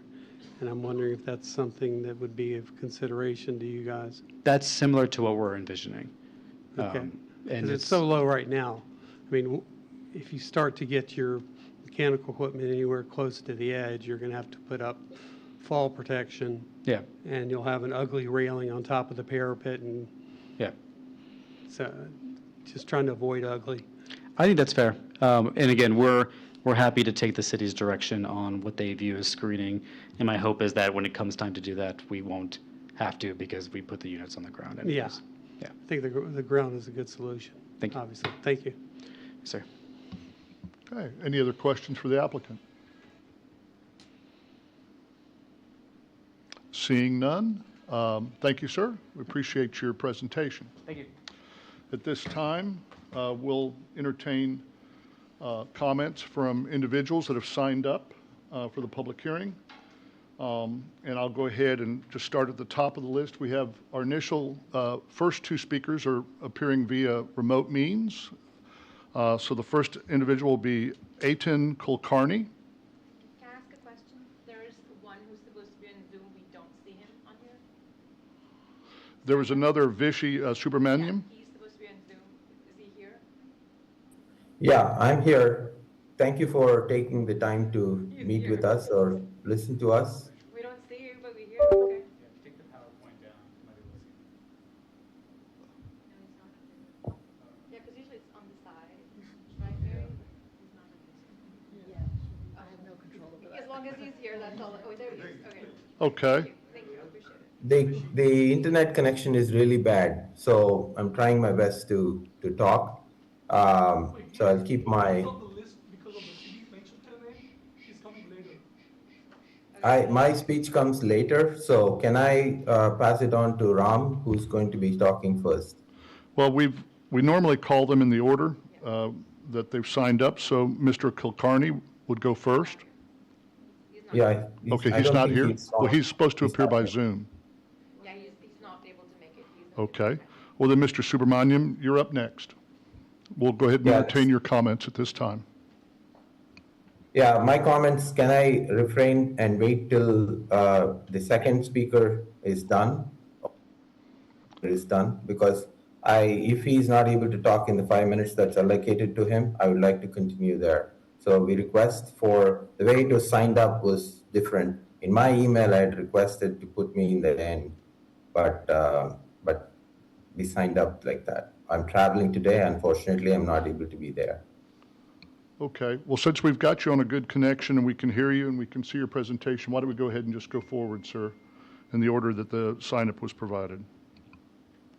I'm not there for that. So okay, let me pass it on to Ram. Ram, please start. Okay. The next speaker is Ram Naransanyami. Sir, name and address, please. Hi, good evening. I'm Ram. I live in a 130 Wild Plum Drive. Our home is directly adjacent to the proposed development site. This project will have a direct and as well as a lasting impact on our home as well as our neighborhood. So what we are going to share tonight is not the same what we presented in April. So it's not a request for killing this project.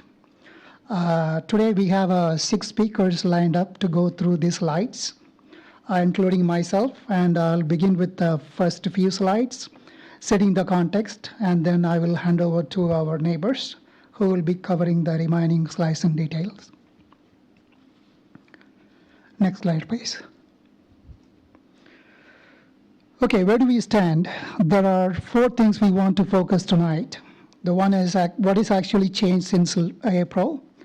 And the second one is that the fact our protest now is legally requires a supermajority vote.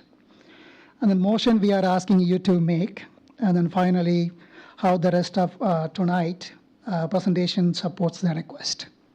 Next slide, please.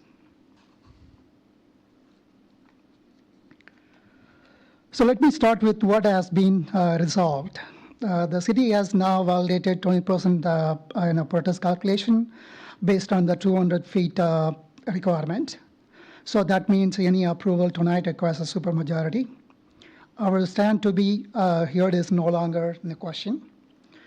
And the developer agreed, at least in principle, to eliminate a restaurant and patio use from the site. This is kind of meaningful progress. I want to really acknowledge it.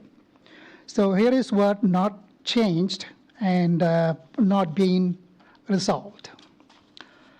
The city has not provided the residents the requested data from PAR. It was promised at August 11th meeting. And the phase 2 traffic study was not completed when the PNZ voted up to approve this project. The cut through as well as the U-turn traffic at our neighborhood entrance has never been counted by the city. And then signal warrant analysis was conducted at the wrong intersection. So it doesn't reflect or address the actual traffic conditions our neighborhood experiences. So development itself is still a major concern. The building size, setback, and close proximity to our homes have not been adequately addressed. We need to make sure the project fits with our neighborhood and doesn't negatively impact the quality of life of the residents who live next to it.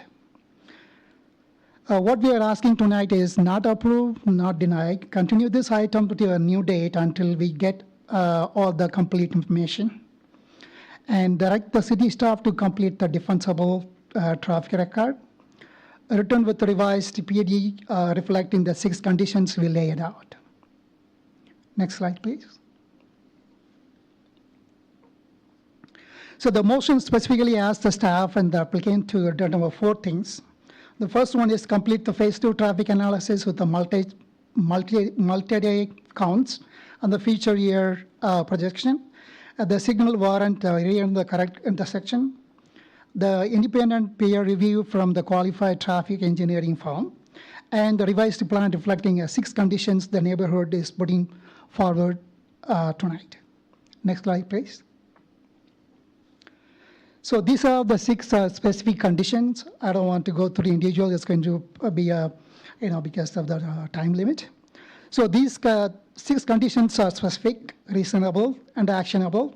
Each one is grounded in adopted city code, established a standard practice, or the city's own Vision 2040 plan.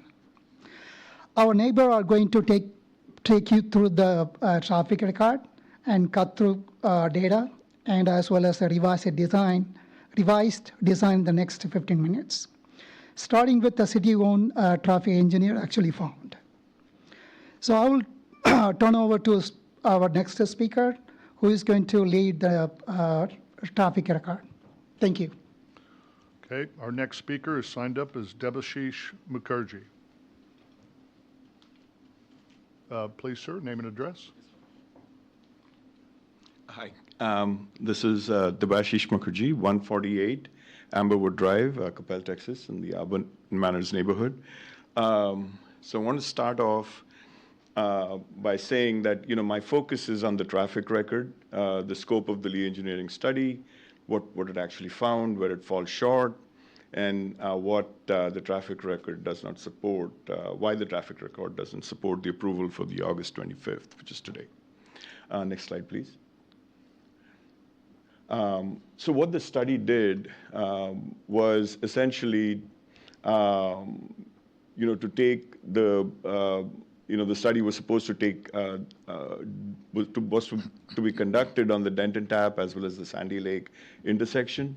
The type of study was commissioned for signal warrant analysis, and then the data was collected, but it was only done for a 24-hour period. It was done on May 13th, so that was the current analysis. What it didn't do was it did not perform a TIA analysis to the ITE standards. It was not multi-day. It's required to be at least for a couple of days and a weekend. So it wasn't made for a longer period of time, and it wasn't done for the build that it was being done for. So obviously it was short. It was done in a short period of time. No independent peer review, that was already mentioned before. The signal warrant was done for Braywood, but not for Sandy Lake. So it wasn't complete. So that's the phase 2 report that we're just trying to get from you. Next slide, please. So what the city's own study actually found is there are tremendous level of service delays on Braywood as well as Denton Tap. The backup on Sandy Lake is more than 442 feet, which goes way beyond our entrance. We've had numerous crashes.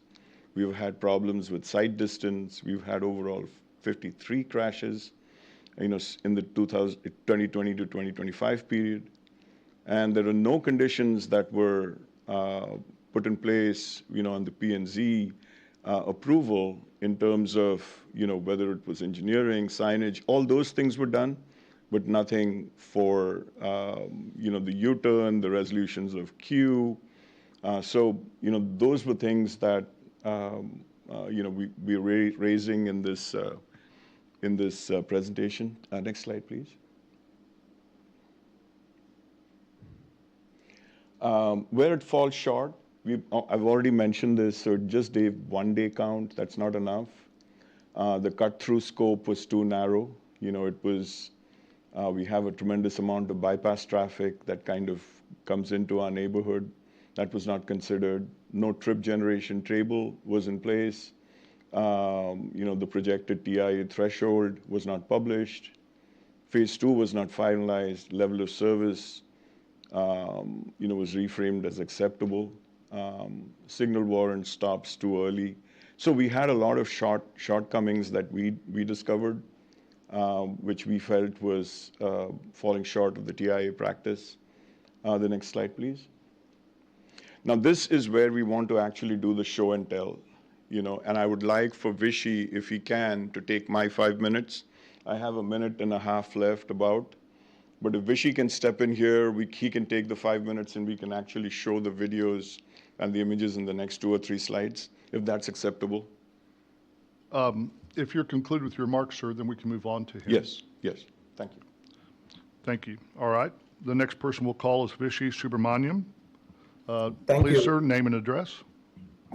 Vishy Subramaniam, 126 Wild Plum Drive, Coppell. My house is directly behind this PD. And thanks for taking the time thanks for being flexible enough to give us the time. I'll request Mary to hover over the first picture on the left, and I think that is a playable video.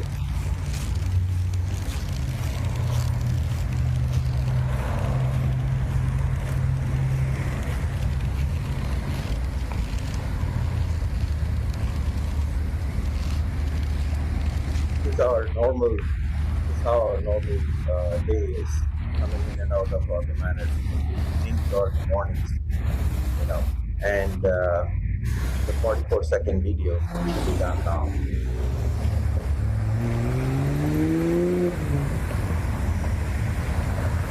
And this PD is only going to make this thing worse.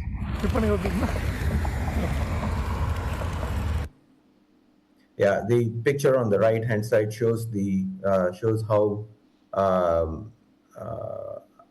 how crazy the intersection is. That's an accident that took place, and it has not been fixed for at least a couple of months now. It's been a long time. Next slide, please. So this is a picture that has been taken on April 8th, 2026 at around 6 p.m. You can see that we are standing at the intersection of Arbor Manors and Sandy Lake Road. If you take the first picture on your left, you can see the traffic lined up all the way from our Arbor Manors Drive to Sandy Lake, to Denton Tap, actually, sorry. This is the picture on the left. And if you look at the picture on the right, you can see it's going all the way back to the Verizon building, if not farther away from there. So your 200-foot cut through is probably going to be coming right in the middle there, in between all those cars. So that's how this traffic is going to be once this. It's only going to make the already existing bad traffic worse. Next slide, please. So basically what we are saying is this study does not support approval from the council on August 25th. Basically, we are saying that you postpone the action for this to a later date until the phase 2 report is done per the standard that is prescribed by the ITE and the TMU TCD normal traffic study process that's going for a development like this. We do require a supplemental traffic study, basically for 3 midweeks and 3 midweek traffic counts and a Saturday count. This is as per the ITE trip generation table. Why would we not follow the published trip generation requirements? We also require a request to do a rerun of the signal warrant analysis, but we are requesting it for the west end of the planned development, not outside Arbor Manors Drive. The reason why we are asking for this is the traffic light there will stop the traffic from coming and give us a break so we can get in and out of our homes more easily. And then last but not the least, we definitely request an independent peer review of the study that was done, or the study that's going to be done also. And we definitely request some traffic mitigation conditions. Thanks for listening to me. Thank you, sir, for your comments. Our next speaker is Monica Panda. I'm going to speak really fast. Monica Panda, 114 Arbor Manors Drive. I'm going to, Mary, can you get the right slide? So quickly going through what we did, we have some facts in front of you. We did a 24-hour resident study, with the cameras installed, what we found, and why we think the P&Z still needs to reassess the PD and without resetting the process of survey. Next slide, please. If you can hit play, So this is typically what happens as they enter Arbor Manors Drive. There's a stop sign. They may stop there, not stop there. Turn left, circle out. And this is what a typical cut-through looks like. 1/3 of that, there's 3 different cut-throughs. And then they're exiting out. There's another stop sign, which they may or may not stop at. And they're out the door, out the Arbor Manors entrance. So there is a hoop right there, basketball hoop, where their kids are usually playing. That is a problem because they get taken they're not expecting this. We are backing out of our garages. So this is the cut through that was not addressed. We asked, next slide please, we asked the traffic civil engineer at that time whether this was a part of it, and no one had that answer. I'm assuming that was not taken into consideration. This is in case you're not familiar with what that directional map looks like, you enter through Arbor Manors Drive, make a big circle, and exit out of Arbor Manors Drive again onto Sandy Lake Road. Next slide, please. So this is what we found. We had a 24-hour camera in 2 different places just for this particular cut-through, which is just one piece of it. The other one is it enters through Arbor Manors, goes all the way through Berrywood. We did not account for that one. We also didn't account for the illegal U-turns that happen at our entrance. Right in front of my house, those barely some of the camera catches because of the angle of the camera. So we had we had 63 vehicles that came in, turned around, and left. And none of them stopped at a home. And this is just this cut through. This was on 26 July through 27 July, 9 p.m. to 9 p.m., 24-hour window. Not a school night, so not typically reflective of what would be right now. So this is just based off of that. I have about 500 videos, and if you guys need that footage, I'd be happy to share that. What this also shows that there is always this cut through. So except for the 12 a.m. to 4 a.m. window, there is always a cut through. There's never not a cut through, right? There are clusters, of course, midday 12 to 3 p.m. or so, and then, of course, the evening rush peak hours, but there's never a time people are not cutting through. So this is a problem no matter what.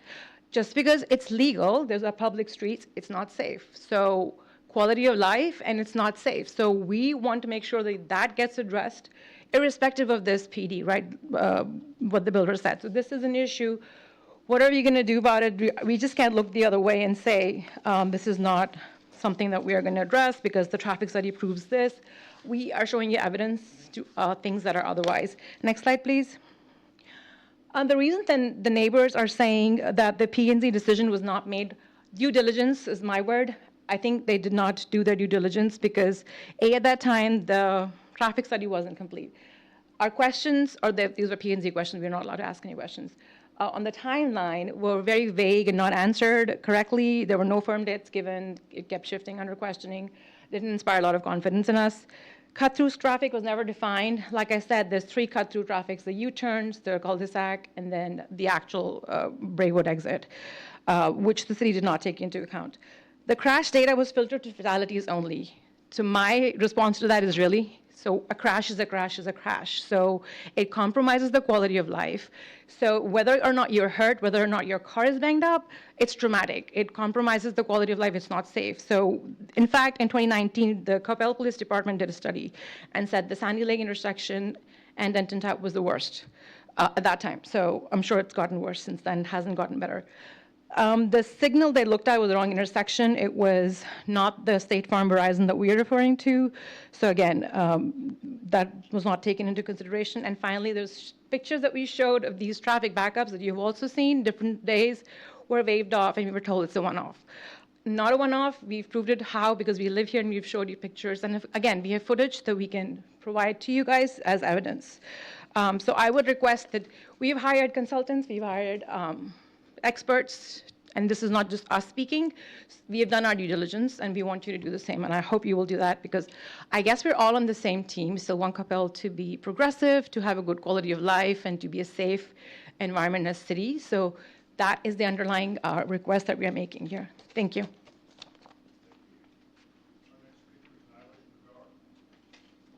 I'm sorry. Our next speaker is Nilesh Pagar. Thank you. Nilesh Pagare, 140 Juniper Drive.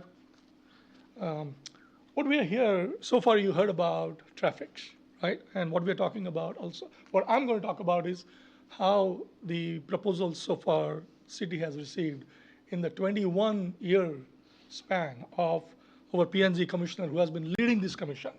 This lot has been sitting until February 2025. And in one way, I think for the great work what this P&Z has done, this is kind of a stigma. It has not worked out. So we got a developer and we are just rushing to make it happen. Let's go to the next slide, please. So these are the 2 plans we have. Conceptual plan, I still consider developer offering as a conceptual. And these are 2 conceptual plans. Contextually for 2026, absolutely misfit. I will give more credit to the 2007 plan. The only super misunderstanding the concept had was Arbor Manor Drives was shareable. So that was a misunderstanding there, right? But if you look at the old plan, there are 2 buildings away from neighborhood. The person who drew that concept did respect the privacy, safety of the neighbors. And that, this developer is absolutely not trying. He's playing with us American football game, 20 feet, 30 feet, 50 feet. This is not what we are here for. So if you look at the second second model here, the 200 feet fire lane came after all of us spending 4 months of our life. It was not required. Well, let's go to the next slide. What we are proposing, and we hired our own civil engineer, and we put together this concept plan. And right now, if you see this, with the same fire lane that has come out now, you can have 9,000 square foot building in front of the lot towards the Sandy Lake. And I'm going to give you the example of that. Right? Now, why we are saying 7,000, 9,000? Because as we talked about traffic, the land usage and the land trips are still not evaluated. So we are giving you this data. We gave that data to you in April.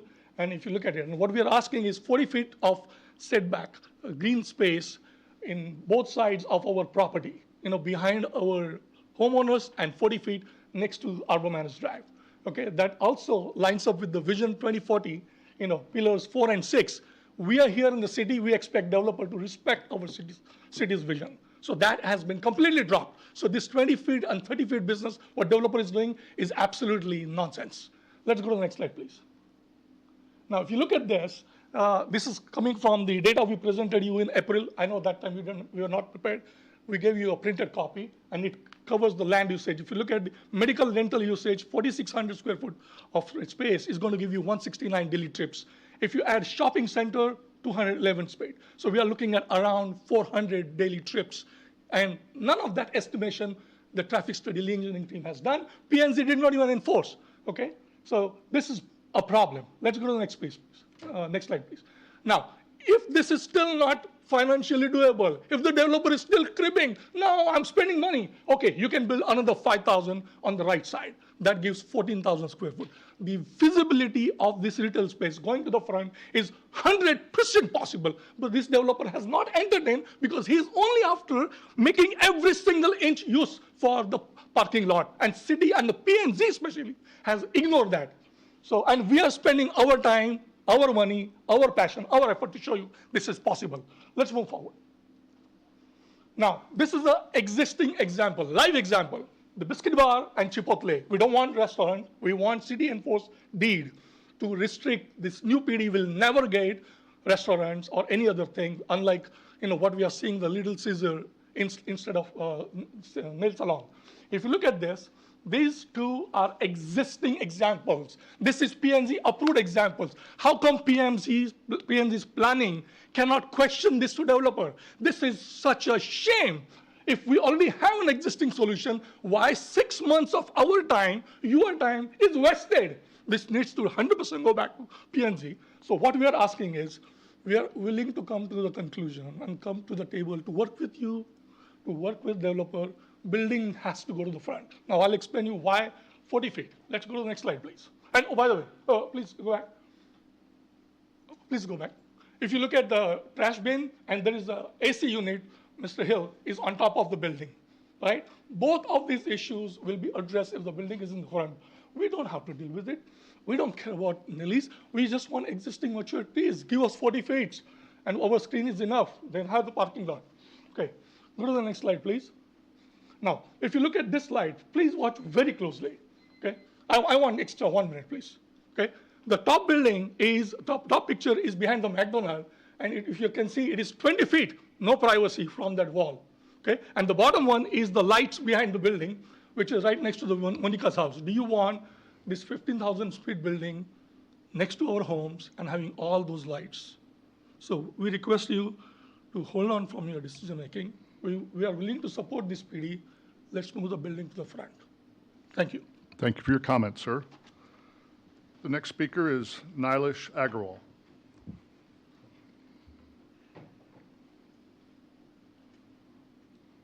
Name and address, please, sir.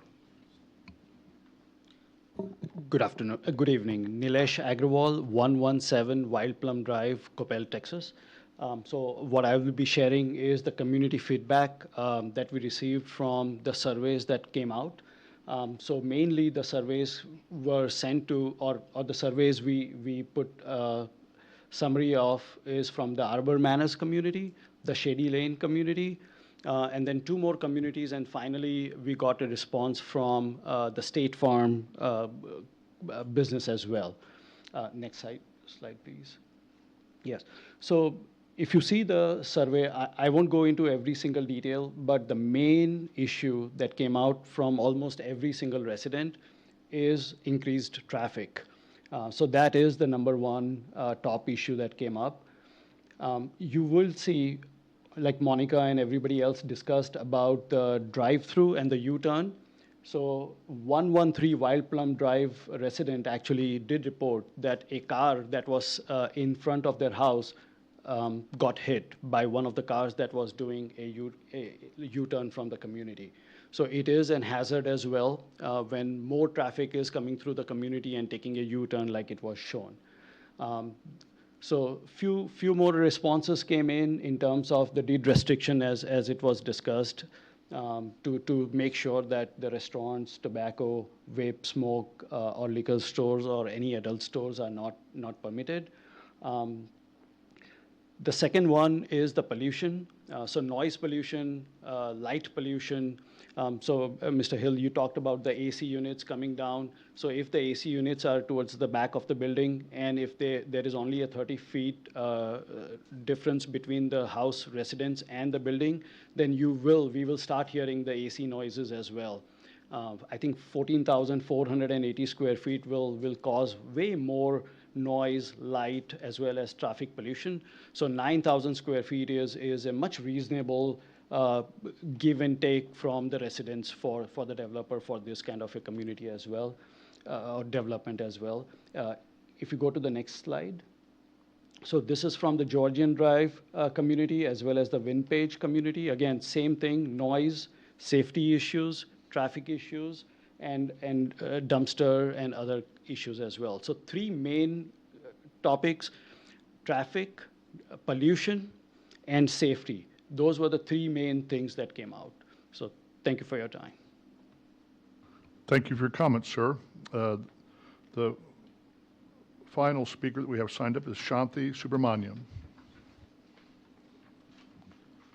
Good evening, ma'am. Name and address, please. Hi, I'm Shanti Subramaniam, and I'm at 126 Wild Plum Drive.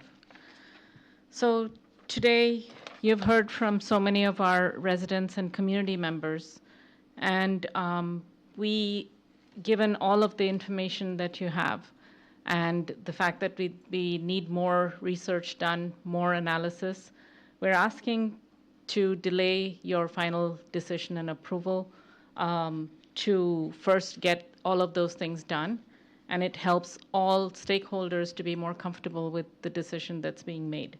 And we understand the developer has, worked with us, and we're asking for some more in order to make things good for the residents by moving the building forward, having the traffic study, analyzing, and part of the traffic study is to understand the fact that more and more traffic means more cut-throughs, reduced safety issues for more accidents that could happen.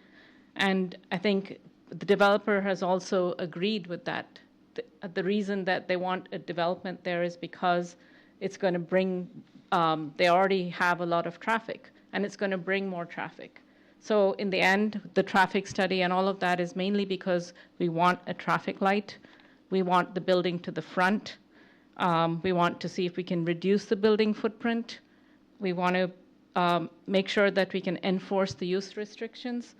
I know that right now you're restricting it, but if we don't pay attention to what every agenda at the city, I don't want to suddenly find out that this has gotten approved and changed. So can we have something more concrete to enforce the use restrictions? And then finally, I know that the wall that's currently there is on our property. It belongs to the HOA, but we really need something higher to increase privacy. And if we can have a wall, we need to reduce also the lighting and the light pollution that will come from those things. You can see how those lights are very, very bright. In fact, from my house, I can see this lights from Sprouts way across on the other side. And that, we don't want so much bright lights. And we want any cameras that are put in for safety and so on to be restricted so that we don't have our privacy taken away. So we're asking the council, if you can go to the next slide, please. So I think by taking time, it helps the city council to have very complete information before making a vote.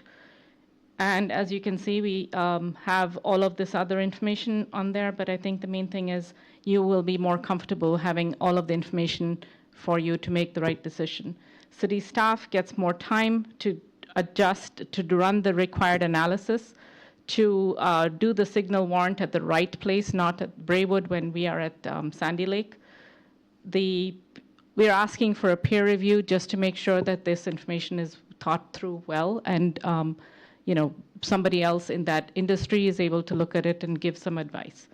For the applicant, we recognize, I know we wanted to say no, but there's going to be some development. this has been zoned. We're just asking that if we can work and keep this project going, make the right decision, and see if we can move the building to the front, and keep this PD instead of starting all over again. We're not asking for that. We're saying, let's do all of the research, let's make the right decision and protect the neighborhood, protect the privacy, the increased safety for not just our neighborhood, but putting the light there allows for safety for a lot more people, including the other neighborhoods around Georgian Drive, Windpage. Everybody's been saying those are issues.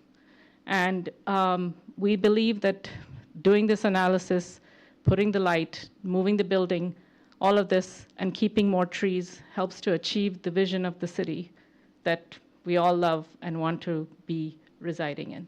So thank you very much. I think I'm just saying everything needs time, so please take the time and make the right decision. Thank you. Thank you, ma'am. I'm not sure exactly, thank you. I'm not sure exactly what happened, but is Aiton Kulkarni available? He didn't show up? Okay. This is a public hearing. Is there anyone else here that would like to speak? All right. Seeing none, this time, are there any questions or comments by members of the council? I see Councilmember Matthew. Thank you, Mayor Pro Tem. Can we go back to the city presentation, please?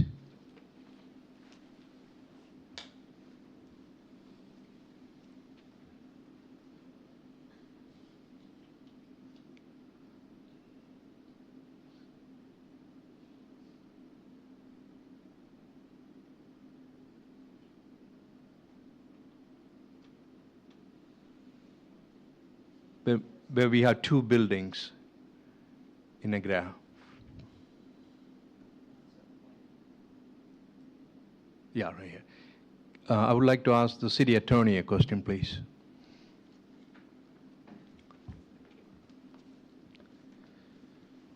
Yes, sir. So the original PD on the left side had two buildings, and today's application is one building.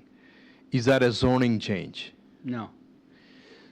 But this, it says zoning change approval required. Well, What is the the change? requirement under our ordinance is the final site plan. A concept plan is just merely a concept. They could have one building, two buildings. The site plan is the development instrument that's an amendment to the zoning ordinance that includes where the building's located, how big it's going to be, what the regulations are, what the landscaping is, what the height, and its adjacency, ingress and egress out. Those are the actual planning documents. The concept plan is just merely to show what is possible, not what is necessarily required. So we are There's no approving. dimensions. So we are approving site plan today. Yes, sir. Does that require a traffic study? No, sir, not in this case. The uses on the building, generally when we have use, the use dictates the amount of density, the amount of intensity of that use. These uses that are proposed today are the same uses in 2007, so we've always known what those uses were going to be, so that the site plan would not dictate a traffic study if they didn't want any additional uses. Back in March and April, when you first considered it, they added in the restaurant. By doing that, that intensity of use then dictated, would that create more traffic? The current uses doesn't change use, so that traffic analysis would not be appropriate in this case or relevant in making the consideration. I'm not saying that traffic's not an issue at this intersection. I'm just saying it's not relevant to making a decision about where the building's going to go, how high it is, what the landscaping is, what the point of ingress and egress are. Those are the issues that are before you, not necessarily traffic. If this property were agriculture and we were going to put a shopping center in there, then absolutely traffic would be an issue because of that intensity of use of bringing that there, when this has already been set for, what, almost 20 years. So I just want to restate what I heard from you. Since there is no restaurant and patio, it does not require a traffic analysis study. Or no change in the intensity of the uses that are permitted on the site. Yes, sir. Thank you very much. Are there any other questions or comments, observations? All right, seeing none, this time we're going to bifurcate this. I would call for a motion to close the public hearing. Okay, Councilmember Hill, is there a second? Okay. Councilmember Carroll, all right. Everyone that favors closing the public hearing at this time. Walker, Hinojosa Smith, Carroll, Nevels, Prem Kumar, Matthew, Hill, none opposed, motion carries. Okay. So the next motion that I'll call for is to approve the item that we've been discussing, I guess, the PD 214R11C.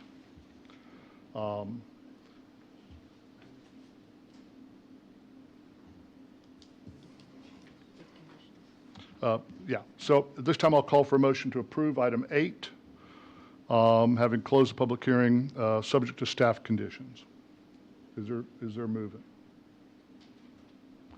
Okay, Councilmember Hill, Councilmember Carroll has moved it.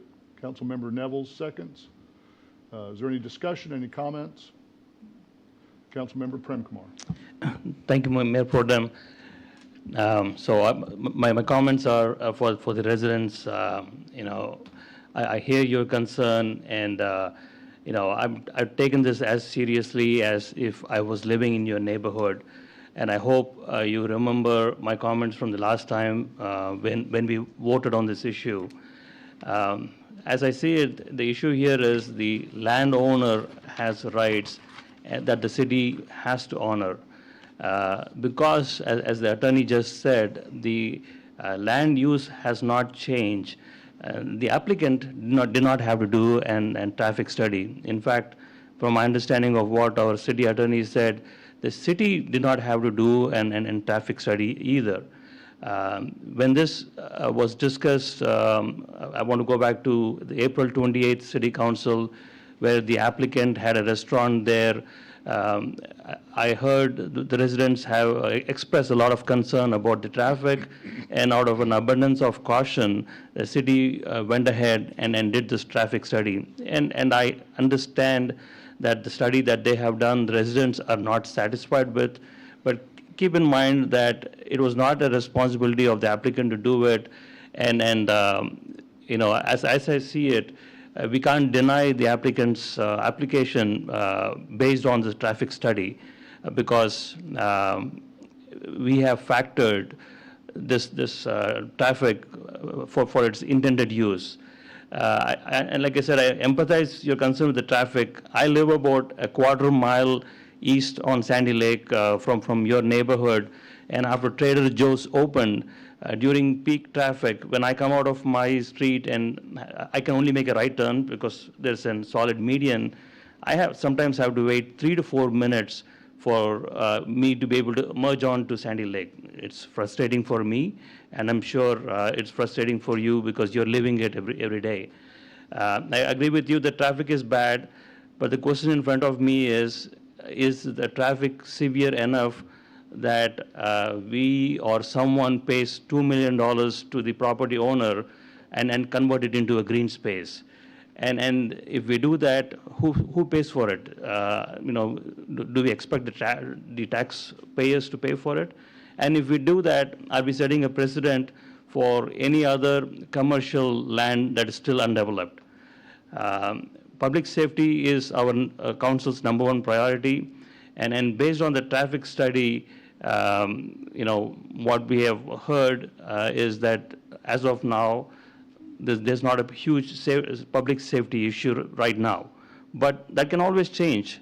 And please remember that the traffic is the city's responsibility, not the applicant's responsibility.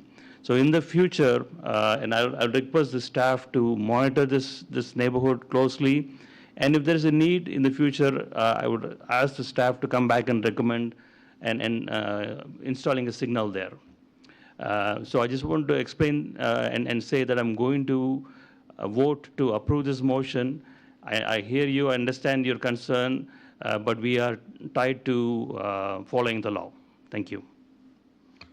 Okay, any other comments? Councilmember Matthew. Thank you, Mayor Pro Tem. I just wanted to let the residents know that we looked at the traffic study as well. It is bad at that intersection. At the video that you played, it shows bad traffic at that time. We have to follow some of the rules and regulations that in front of us, especially the zoning change request and the land use that the attorney just mentioned. So with that, I am going to be approving this motion. Any other comments? Okay, well then I'll go ahead and, okay. Councilmember Hinojosa Smith.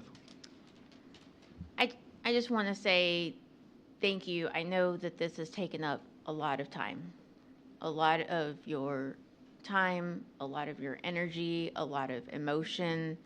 And please know that your comments are heard, and we understand the concerns. As my fellow council member mentioned, I know that area is busy. We have several of those, I would call them kind of hot spots in the area, and I know that we're always looking for how we can continue to maintain and keep public safety at our as a priority.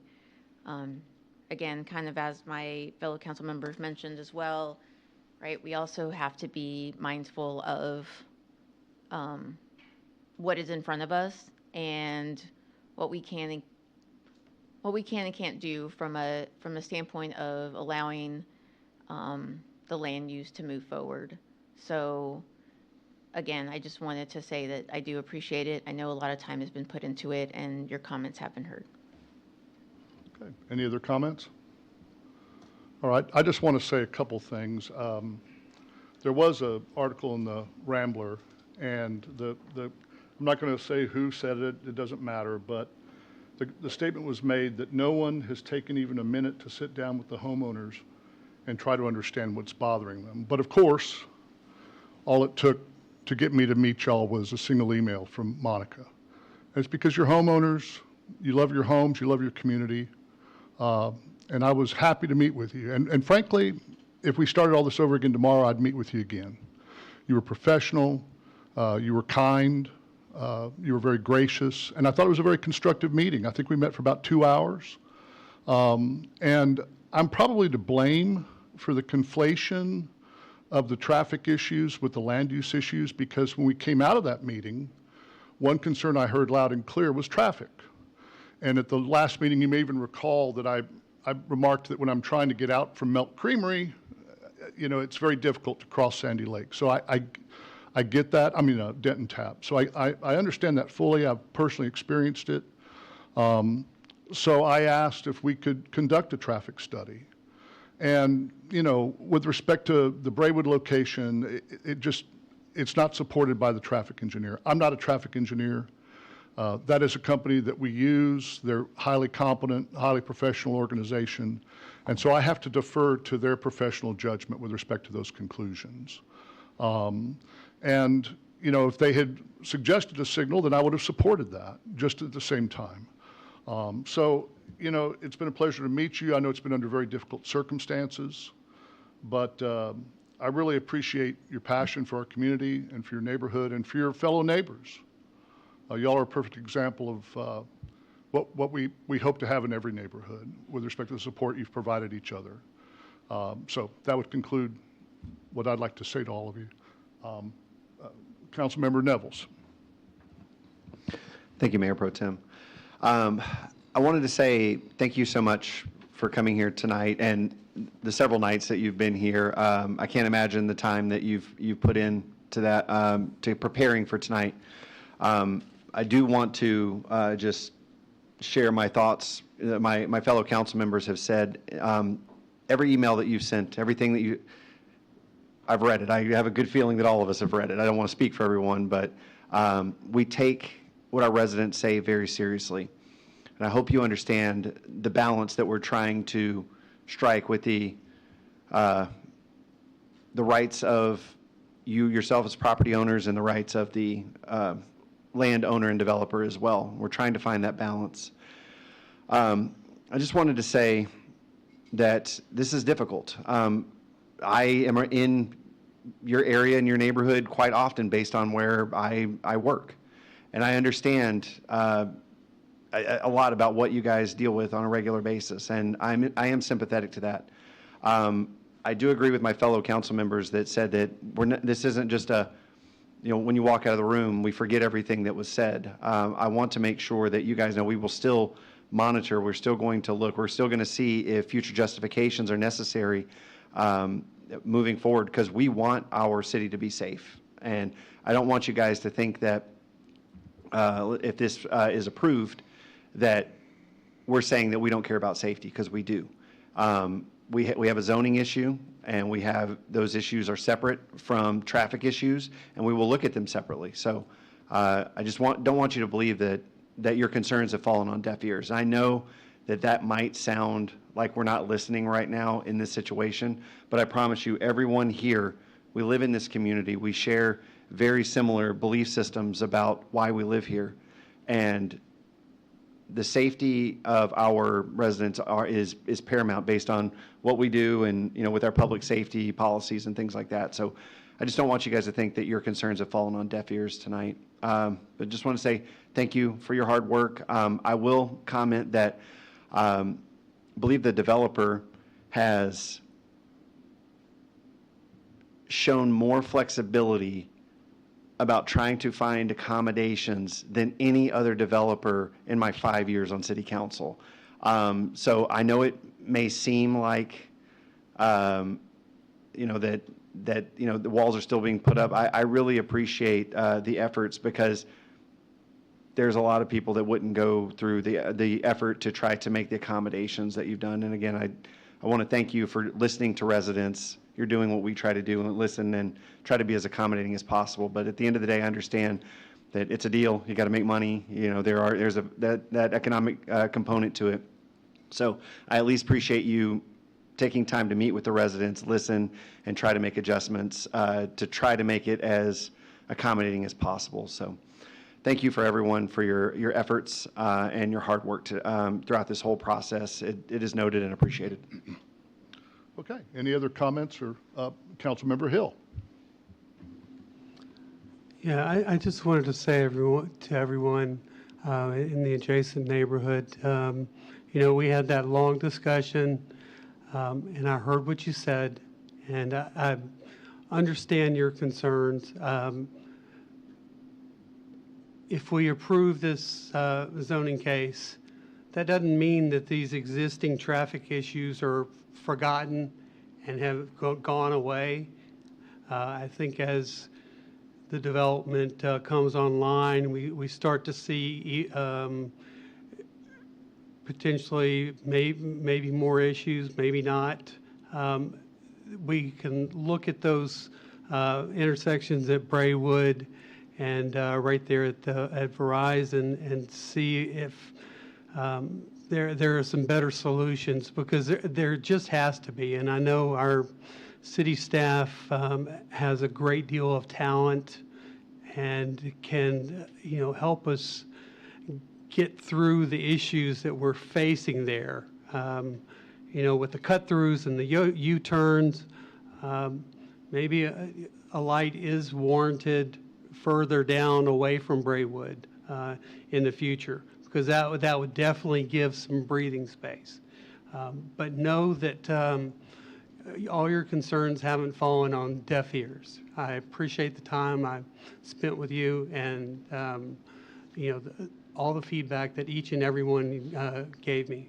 But I'm going to have to vote on the zoning case, yes. Thanks. Okay, any other comments?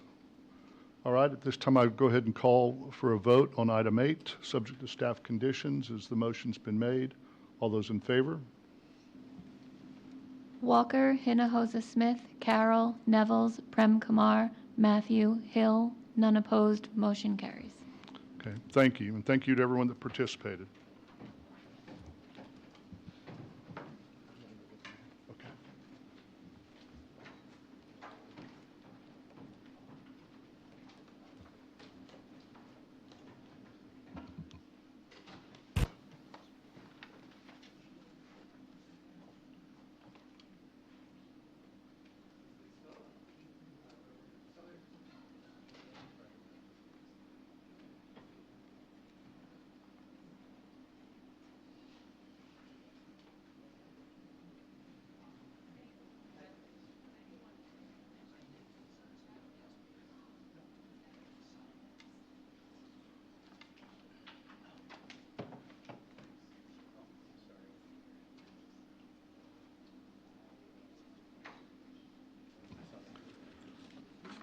Mayor Mays, you have the gavel, sir. Yes, I do. Thank you very much. Item number 9 is a public hearing, so I'll open the public hearing and ask Ms. Mindy Hurley to come forward and read the item into the record. All right. Hold a public hearing and consider adoption of an ordinance of the City Council of the City of Coppell, Texas, establishing the city's participation in the Texas Enterprise Zone program pursuant to the Texas Enterprise Zone Act, Chapter 2303, Texas Government Code as revised, identifying available tax incentives, designating a liaison for communication with interested parties, and nominating Dave & Buster's 1 LP located at 1221 South Beltline Road, Coppell, Texas, to the Office of the Governor, Economic Development and Tourism through an Economic Development Bank as a Texas Enterprise Zone project, providing for an effective date and authorizing the mayor to sign. Good evening, Mayor and Council. Tonight, we are holding a public hearing and considering the adoption of an ordinance for the city to participate in the Texas Enterprise Zone program and to nominate one of Coppell's businesses for the Texas Enterprise Zone program. The Texas Enterprise Zone program is an incentive offered by the state of Texas through the Office of the Governor. This incentive is designed to encourage the creation of capital investment and job creation and/or retention. The incentive is a rebate of the state's portion of sales and use tax on qualified expenditures. The duration of the incentive can be awarded for anywhere from 1 to 5 years. To be eligible for the incentive, the business must be nominated by the municipality, must have a minimum of $40,000 in capital investment, must create or retain jobs, a percentage of which must be held by individuals that are economically disadvantaged, veterans, or residents of the enterprise zone, and must maintain the jobs for the duration of the designation period or at least 3 years after the date on which the tax benefit is received. The city's only role is to hold a public hearing and adopt an ordinance nominating a business for the program. The city does not control any of the criteria for the award. Dave & Buster's corporate headquarters is located at 1221 South Beltline Road here in Coppell. This is a map to show you visually where they are located here in Coppell. If you look at the blue outlined parcel, they are in the building that is farthest east and closest to Beltline Road. The legal description for this parcel is Block D, Lot 1R, 2R of the North Lake 635 Business Park, which is 24.437 acres in size. Dave & Buster's has requested the city to hold a public hearing and pass an ordinance to nominate them for the Texas Enterprise Zone program. Dave & Buster's is investing $8 million to modernize and enhance their corporate headquarters and business operations over the next 5 years. They will be adding 10 jobs for a total of 297 full-time employees. There is no impact to the city's finances. The city's not being asked for any additional incentives. The public hearing notice was published in the Rambler on Saturday, August 15th, was posted on the city's bulletin board and published on the city's website. This public hearing and passing this ordinance satisfies all of the city's requirements for the city's participation in the Texas Enterprise Zone program and for this nomination from the city. So with that, I am happy to answer any questions. Thank you very much. Could you go over the number of applicants that we get to nominate and the period that we get to do that over, please? Absolutely. Based on the size of our community, we are only allowed 6 nominations per biennium. We have not had a nomination since 2011, so we do not see these requests all the time. It's been 15 years. Yes. Thank you. Mayor Pro Tem Walker. Thank you, Mayor. I just wanted to say that I think it's wonderful that Dave & Buster's locates their headquarters here in town. We've had really a great deal of success in attracting corporate headquarters with Well-Built and Nextera. And, I mean, it's just been fantastic. McLaren, and I'm sure I'm forgetting some, but it's really exciting that we're attracting that many corporate headquarters. And so, to me, I think this is a wonderful way to support one of them in Dave & Buster's, a good corporate citizen. And if they've requested this, there's no financial impact on the city, but it is excellent recognition of them, and I'm all in favor. 28 others. Wow. Councilmember Nevels.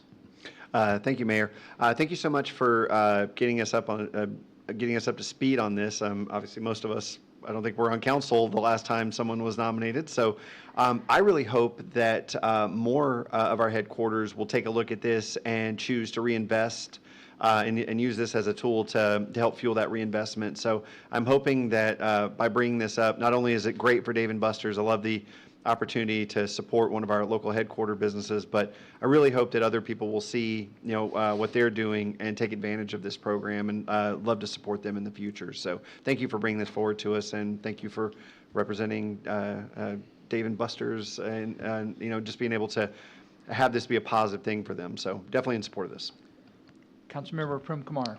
Thank you, Mayor. My peer Councilmember Nevels kind of stole my thunder, but Ms. Hurley, thank you so much for rejuvenating this initiative. Thanks to Dave & Buster's for being nominated. I hope we spread this message and we have those 6 corporations every biennium nominated. And I know our chamber president, Robin, she usually listens in. Robin, if you're listening, from a chamber standpoint, you should be pushing more of your members to be doing this. Thank you. Right. Council, any other questions for Mindy? Seeing none, do we have the applicant here to say anything? I'm not sure if they, okay, yes, great. So, If you need to speak, come forward and give us your name and address, please.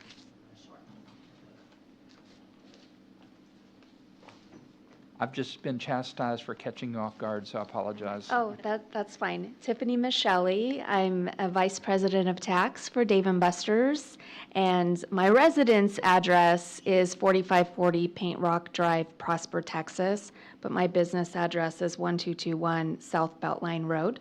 I have quite a commute. Yeah, we do have residences here that would cut your commute down. Right, absolutely. I'm honored to be here. And this is exciting, and Dave & Buster's is a great company. It's a great company to work for, and we are very charitable in the community, and we're really excited to be able to present and receive this nomination. And if there's any questions that you have for me, I'm happy to share. Council, any questions? It took a long time to get you guys here. We're just pleased that you're here, and thank you for your Absolutely. Relocation here. Absolutely. Yes, we love it. We love our new space, and we've been here about 4.5 years, and it's definitely an upgrade. So. Right. Well, thank you very much. Thanks for coming out. We do have one applicant, or one comment from the public hearing that is signed up to speak. And that is Mr. Dan Kohler. Please state your name and address for the record, sir. Good evening, Mr. Mayor, Mr. City Manager, esteemed members of the City Council. My name is Dan Kohler. I reside at 521 Anderson Avenue in Coppell with my breathtakingly beautiful wife and our 2 heartbreakingly handsome sons. I chuckled when I read the memo regarding this item. The part that amused me was about Dave & Buster's plans to add 10 new employees at their headquarters in Coppell. I hope all the people who apply for those jobs have better experiences than I've had this year. In March, I applied for a position at Dave & Buster's called Manager of Internal Communications and Employer Brand. Other than an automated response that arrived within seconds, I heard nothing from Dave & Buster's about this application. That same job was reposted in June, so I applied for it again. 2 days later, I received a form letter that said David Buster's had decided, after careful review, to move forward with other candidates. Nearly 6 weeks later, I received an email from Indeed.com that said I could be a strong match for an open position at Dave & Buster's. That position, Manager of Internal Communications and Employer Brand, the same job I had already applied for twice. At that point, I asked my Facebook friends if I knew anybody who knows anybody that works at the Dave & Buster's headquarters. 2 of my friends told me about a Coppell resident who's there in an HR capacity, and one of them gave me her work email address, which allowed me to forward the message from Indeed and reiterate my interest. So far, no response. So, council members, I strongly encourage you to approve this ordinance, which would allow the city to provide Dave & Buster's with tax abatements, tax deferrals, tax incentives, and tax refunds. Because if the city does provide any of these benefits to Dave & Buster's, that would give me an opportunity to go over any such agreement with a fine-tooth comb, despite my lack of hair, and publish an excruciatingly detailed report. I vow to obsessively scrutinize any such deal. Obviously, I can't make Dave & Buster's hire me, but I can absolutely make Dave & Buster's wish they had hired me. Thank you for your time and attention. Thank you for your comments tonight. Councilmember Prem Kumar. Thank you, Mayor. I have a question for Ms. Hurley. Ms. Hurley, from your internal presentation, my understanding is any of the incentives that Dave & Buster's would get is from state or federal and not the city, correct? That is correct. So this incentive that they are applying for is a rebate of the state's portion of sales and use tax. In the ordinance, it does list potential incentives that the city offers to businesses, but they have not requested those from the city. Thank you for your clarification. Yes. Okay, do we have any other comments from the council or questions? Seeing none, I will accept a motion. Mayor Pro Tem Walker. Thank you, Mayor. I'll go ahead and close the public hearing and move to approve item 9 as stated. Thank you very much. Do I have a second by Councilmember Nevels? All in favor? Walker, Carroll, Nevels, Prem Kumar, Matthew, Hill, none opposed, motion carries. Thank you very much. Item number 10 is consider a maximum proposed tax rate of 0.441166 for the 2026. You were late in getting up there, so I have to read all these numbers. Tax year, and to set the public hearings on the budget and proposed tax rate for the regularly scheduled city council meeting on September 8th, 2026 at 7:30 p.m. The taxpayer impact statement from Ms. Kim Tien. Thank you, Mayor and Council. The taxpayer impact statement is required now under the legislation passed last year. This statement shows that the median household income for the 25-26 fiscal year versus the 26-27 fiscal year, it was $585,944. The median household homestead. Thank you. Taxable value of a homestead is $605,309. The tax bill for this home in the 25-26 fiscal year was $2,607.31. And under the proposed or the maximum tax rate that you're considering tonight, it would be $2,670.42. And so, Mayor and Council, thank you. This agenda item requests Council's consideration of approval of a maximum tax rate for the 26 tax year, which is the 26-27 fiscal year. The item is proposing a maximum tax rate of 0.441166 cents. This is a record vote, which is required by the Texas Tax Code, Section 26.06, regardless of the tax rate being proposed. This record vote is required to be included in the notice of public hearing to vote on the tax rate that is published in our newspaper of record. and that publication must occur at least 5 days prior to the public hearing date. The notices will be published on August 29th in the Rambler, and we also publish it in the Gazette on August 28th. The public hearing and the meeting to adopt both the budget and the tax rate is scheduled for September 8th of 2026. This item is not a vote on the tax rate or a vote to adopt the tax rate. It is only a vote to publicize the tax rate will not exceed 0.441166 cents. And with that, I'm happy to answer any questions. Thank you very much. Council, any questions for Ms. Tien? Councilmember Carroll. I was going to make a motion. That's fine. Okay. I would move to approve item number 10. Thank you very much. Do I have a second by Councilmember Hill? I have comments. Councilmember Matthew. Thank you, Mayor. The maximum proposed tax rate of 0.441166 includes a 6.75 increase in the net operating budget, while the net revenues are projected to increase by only 4.01 compared to the previous fiscal year. We are a city that encourages the health and wellness of our residents, and our residents may membership fees due to this facility at the core location. Many working families, parents, and young people rely on evening hours to exercise and participate in the recreational activities. I'm not in favor of reducing the core operating hours from 10 p.m. to 8 p.m. Before reducing the hours and service to our residents, I believe we should look carefully at the overall 6.75 growth in the operating expenditures and identify the opportunities for the savings. With the expenditures growing faster than revenues, we need to prioritize essential services, community facilities, and responsible long-term spending. This maximum proposal is for the draft budget that the staff recommended to the City Council.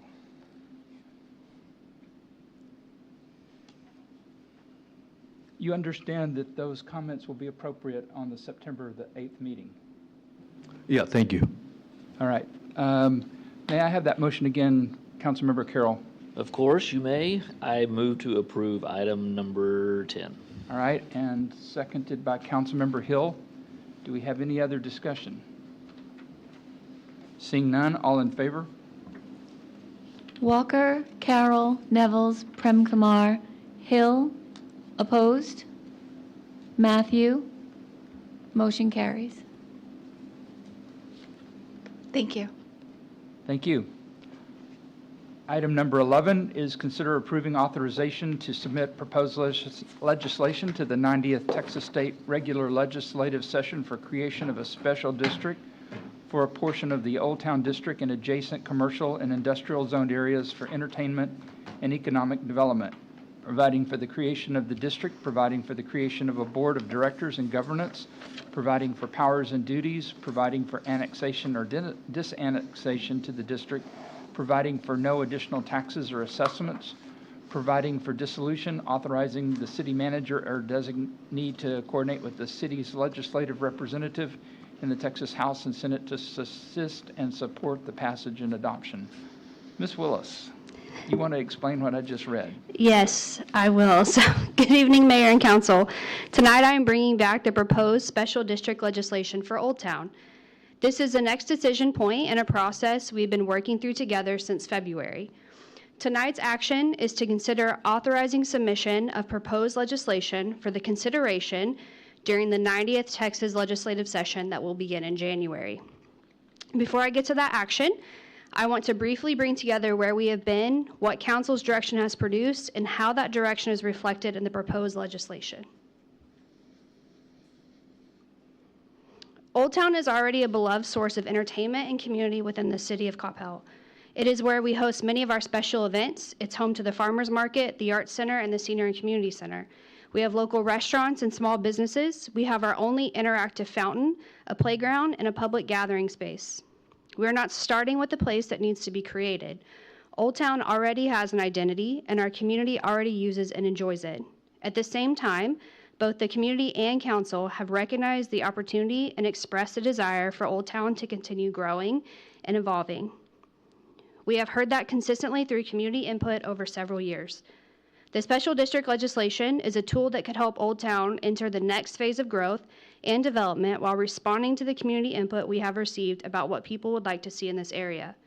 It creates a geographically focused, economic development tool intended to support entertainment opportunities, public improvements, commercial activity, and continued investment in Old Town. The legislation before you establishes the overall framework necessary for creation and operation of the district. It establishes the district's purpose, board and governance structure, power and duties, and the types of eligible improvements the district could support. It includes the geographically limited alcohol beverage authority council previously discussed, as well as provisions related to annexation and de-annexation of property within the district. The legislation also provides for no additional taxes or assessments and establishes a mechanism for dissolution. But one of the most important aspects of the proposed legislation is the amount of local authority that remains with the City Council. The intent of the framework is not to simply establish a district. It is to create the authority for the district while preserving local decision-making authority for this council and future councils. That oversight is built throughout the legislation. Council retains significant authority throughout the proposed district framework, consistent with the oversight we've discussed throughout this process. Council remains involved in board appointments and governance and retains final approval over district projects and expenditures, including how they are planned, funded, and carried out. Council also retains the final approval over annexation and de-annexation of property and authority related to the dissolution of the district. That local authority extends to future city councils as well. The framework allows the district to evolve over time through council action rather than requiring the city to return to the Texas legislature as needs change. As we have discussed, the ability for council to modify the permanent board structure and to approve the future annexation and disannexation of property. Ultimately, the framework gives the district the tools to accomplish its purpose while preserving city council authority over the significant decisions about how those tools are used. Council previously provided direction regarding the identity of the district. The proposed legislation establishes the Old Town Entertainment District. The name ties the district directly to Old Town and reflects the purpose established in the legislation. The proposed legislation identifies its primary purpose as entertainment and commercial development for the benefit of Coppell residents. As the legislation was developed from Council's framework direction, there are two areas where what you see tonight differs somewhat from what Council previously reviewed: the geographic boundary and the initial board composition. I will start with the boundary. The proposed legislative boundary is slightly different than the geographical direction Council previously provided. The yellow boundary reflects Council's initial direction, and the red boundary reflects what is proposed in the legislation. During legislative drafting, the boundary had to be established using existing platting property boundaries. In 3 locations, city's initial boundary included only part of an existing plat. Because those plats could not be divided for purposes of establishing the legislative boundary, the entirety of these properties is included in the proposed map. 2 of these areas, which are the 2 on my left, include additional commercial property generally consistent with the property already contemplated for the inclusion in the district. The 3rd is the plat containing the senior and community center. Because that plat cannot be divided for purposes of the district boundary, the entire senior center property is included. I want to emphasize that inclusion in the district does not change the senior center's existing use, ownership, zoning, or operation. Any future change to that property would remain subject to council direction and the normal processes. Including the senior center within the district could provide another mechanism for investing in the facility and potentially offset eligible expenditures that otherwise would be supported by the general fund. The legislation as presented tonight also allows the district boundaries to grow and change with the community over time. It provides mechanisms for annexation and de-annexation, and a proposed boundary change would first require district board action and then final approval by city council. The proposed legislation establishes both the temporary board and initial permanent board structure. During the initial formation, the temporary board consists of the city council and mayor. Its role is to serve during formation and establish the process for selection and appointment of the permanent directors. The proposed initial board has 7 directors serving 2-year terms, 5 city council members, 1 single-family resident, and 1 business property owner. The inclusion of residential representative and a business representative from Old Town was part of the legislative strategy recommended by our legislative consultants, providing stakeholder representation from within the district while maintaining city council representation on the board. Importantly, this is just the initial permanent board structure. The legislation provides a mechanism for that structure to be changed in the future through city council action. So similar to the district boundary, council is establishing a workable initial framework while preserving local flexibility for future councils to adjust the governance structure as the district develops. The proposed legislation also includes the Alcohol Beverage Authority council previously discussed. The authority addresses the sale, consumption, and distribution of alcoholic beverages and is geographically limited to the district boundaries. Businesses remain subject to applicable Texas Alcoholic Beverage Commission licensing requirements. This brings us back to the 3-phase approach that council was shown in the special district tool was first introduced. Currently, we are in phase 1, which is establishing the framework. The action before you tonight would complete the framework and move us into phase 2 of the project, which is the legislative session. This includes all things that come with the legislation, so bill filing, testimony, everything that happens in Austin. Legislative authorization is not guaranteed, and a decision tonight also does not guarantee that that will happen. If it is ultimately approved by the legislature, then phase 3 would begin, and that is after the session and when the implementation would begin. There is no additional budget impact anticipated from tonight's action. The proposed fiscal year budget includes $10,000 for legislative travel, consistent with previous years, which is anticipated to accommodate travel associated with testimony and legislative advocacy. The Old Town Entertainment District would give the city another tool to support the continued growth and development of an area our community already values. At the same time, the proposed legislation preserves city council authority and oversight. Tonight's action is the next step, but not the final step. It authorizes us to take the framework council has developed to the legislative process and advocate for the authority to create this tool for Coppell. This concludes my presentation, and I'm happy to answer any questions. Thank you very much. Council, do you have any, Mayor Pro Tem? Thank you, Mayor. So I was curious, with respect to the alcohol consumption and sales that would be allowed within the district, what is proposed with respect to the drafting of the legislation regarding that specific? Do you want to have at it? We'll ask the author here. There you go. What we've anticipated is the city would be able to pass an ordinance that would allow, say, a brewery, brew pub, a micro distillery.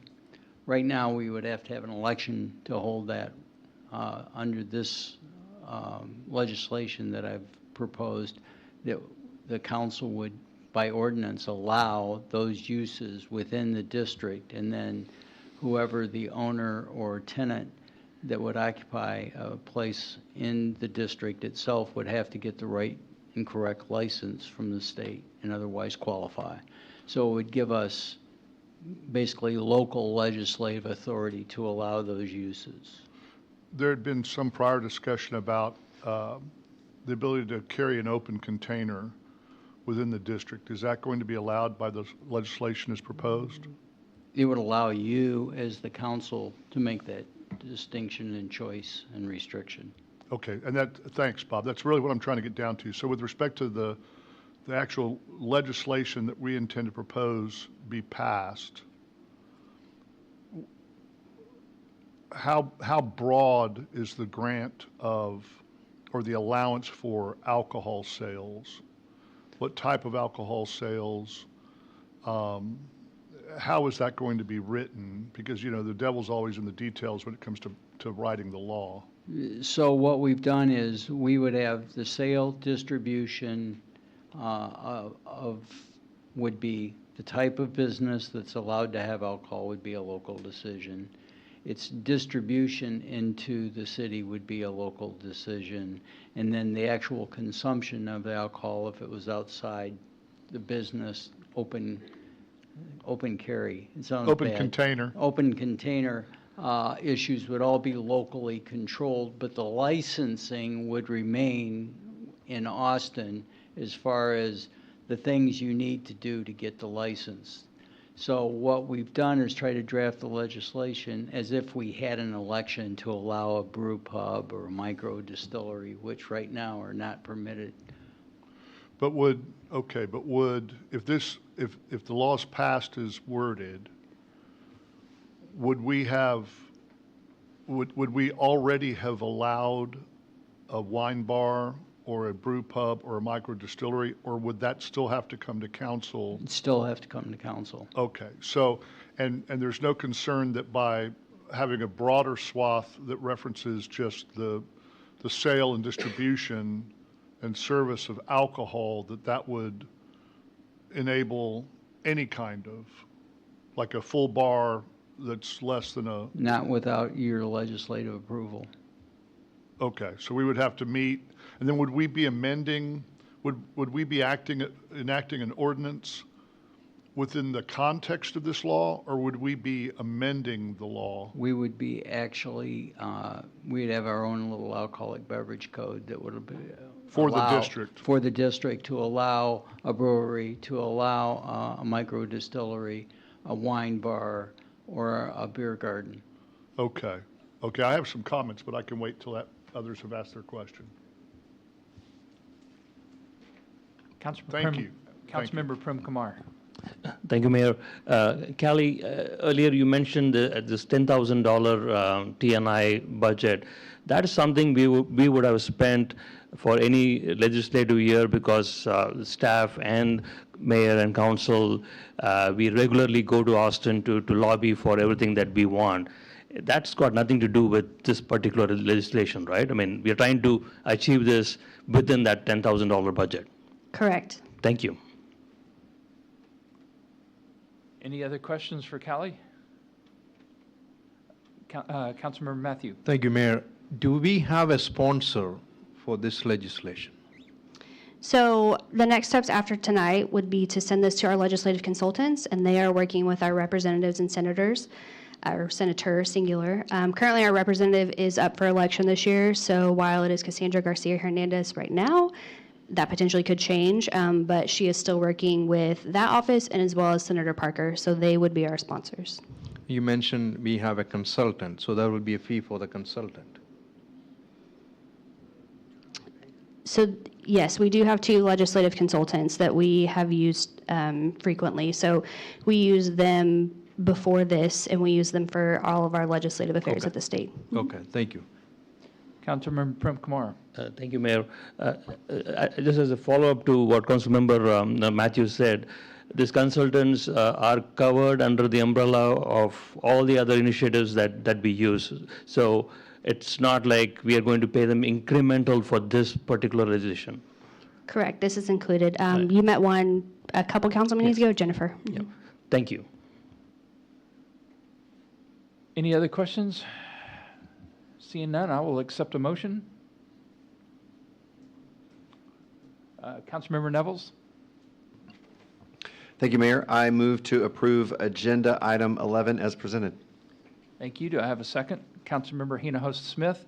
Is it any discussion? I just had some comments, if I could. Mayor Pro Tem. Okay, thank you, Mayor. I'm in favor of this to the extent that it provides either this council or future councils flexibility to respond to the market and to enhance as best we can the offerings in Old Town. But when I received the poll, having not looked at it for some time, you know, when you drill down into it, I mean, there is certainly a majority of people in favor of beer and wine service in Old Town. But there also is pretty much a near majority of people that want a family-friendly environment. And I think since the poll's conducted, my impression, totally undocumented, is that more families now reside in Old Town than did at the time the poll was conducted.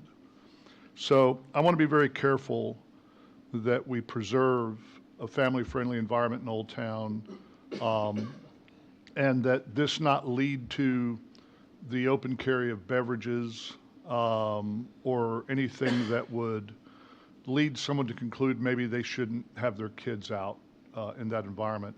And I also, just another point, in looking at the poll, there was a pretty strong majority of people that didn't want activity after 9 o'clock. Now, there were some that did, but it looked like there were probably more that did not.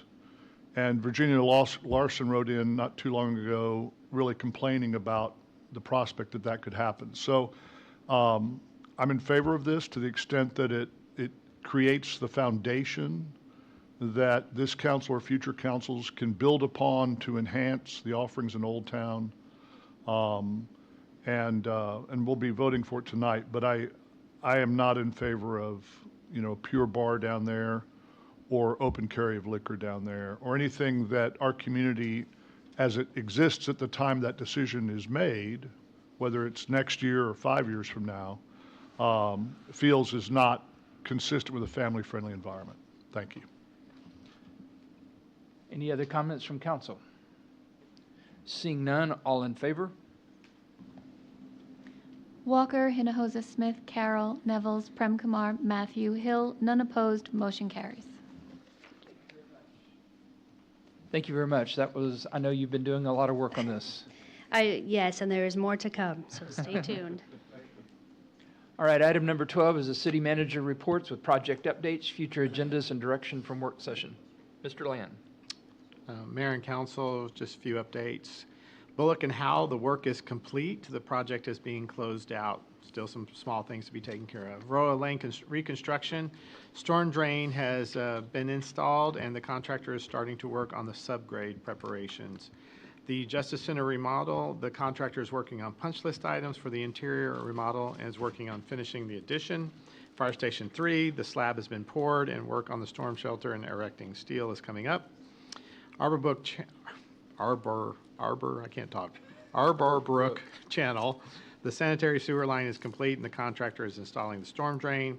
And Hunterwood Park bank stabilization, the contractor is beginning the gabion basket installation this week. Mayor, that concludes my report. Thank you very much. Item number 13 are the mayor and council reports on recent and upcoming events. Boards and commissions applications are currently open and will be accepted through the 4 p.m. on Friday, September 4th, 2026. I encourage all citizens that are interested in serving the Coppell communities to submit your application soon. For more information, please visit coppell.gov/boards and commissions. The North Texas Commission will be holding an infrastructure summit at the end of August, bringing together regional leaders for timely and forward-looking discussions on infrastructure priorities shaping the future of North Texas. I and several of my colleagues on the council look forward to encouraging these important conversations to represent Coppell's needs and gain valuable insights that will help inform our community, our community's continued growth. Lastly, the Texas Municipal League will be holding their annual business meeting at the Coppell Arts Center on September 10th, beginning at 6 p.m. The featured speaker will be Chris McLaughlin, CEO of the DFW Airport. The evening will be themed with a very definite airport, I don't know what to call it. It's more than a motif. It's going to be, thank you, it's going to be an aircraft or aerospace atmosphere. This is TML Region 13, which encompasses 9 counties from North Texas, including over 130 cities. So please check out the email that you should have received from Texas Municipal League and make your reservations soon. Who's the director of that region, Mayor? The regional director for Region 13 is yours truly. Oh, okay, Mayor, excellent. Thank you. Kevin. Item number 14, council committee reports concerning items of community involvement with no council action or deliberation. We have a report from the Dallas Regional Mobility Coalition from Councilmember Don Carroll. Thank you, Mayor. It's only been a couple of months since I reported out, so we've only met once since then. Senator Royce West from Senate District 23 joined us to talk about all things transportation. He's the vice chair for the Senate Transportation Committee, and he certainly highlighted some of the things they will be discussing during this next legislative session.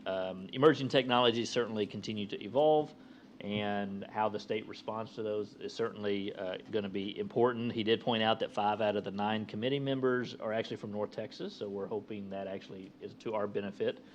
I did bring up the idea of e-bikes. I asked him about e-bikes and what he's hearing so far, and his response was he's hearing nothing.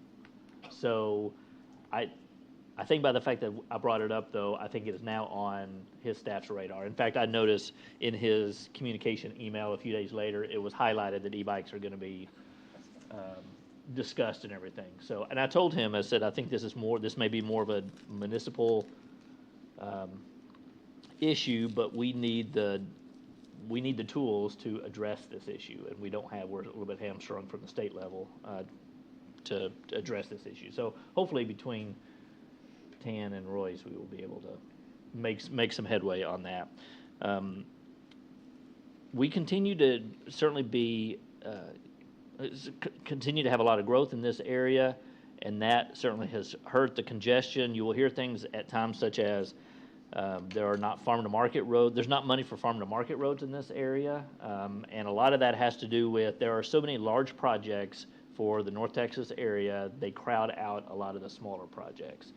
And the fact is, if we had more tools in our toolbox from a transportation standpoint, meaning managed lanes or toll roads or things like that, there would actually be a way to free up some dollars because you're able to go and finance some of those projects long-term. And therefore, if Houston has a $9 billion project and Austin has a $6 billion project, that's $15 billion that's being tied up out of the UTP.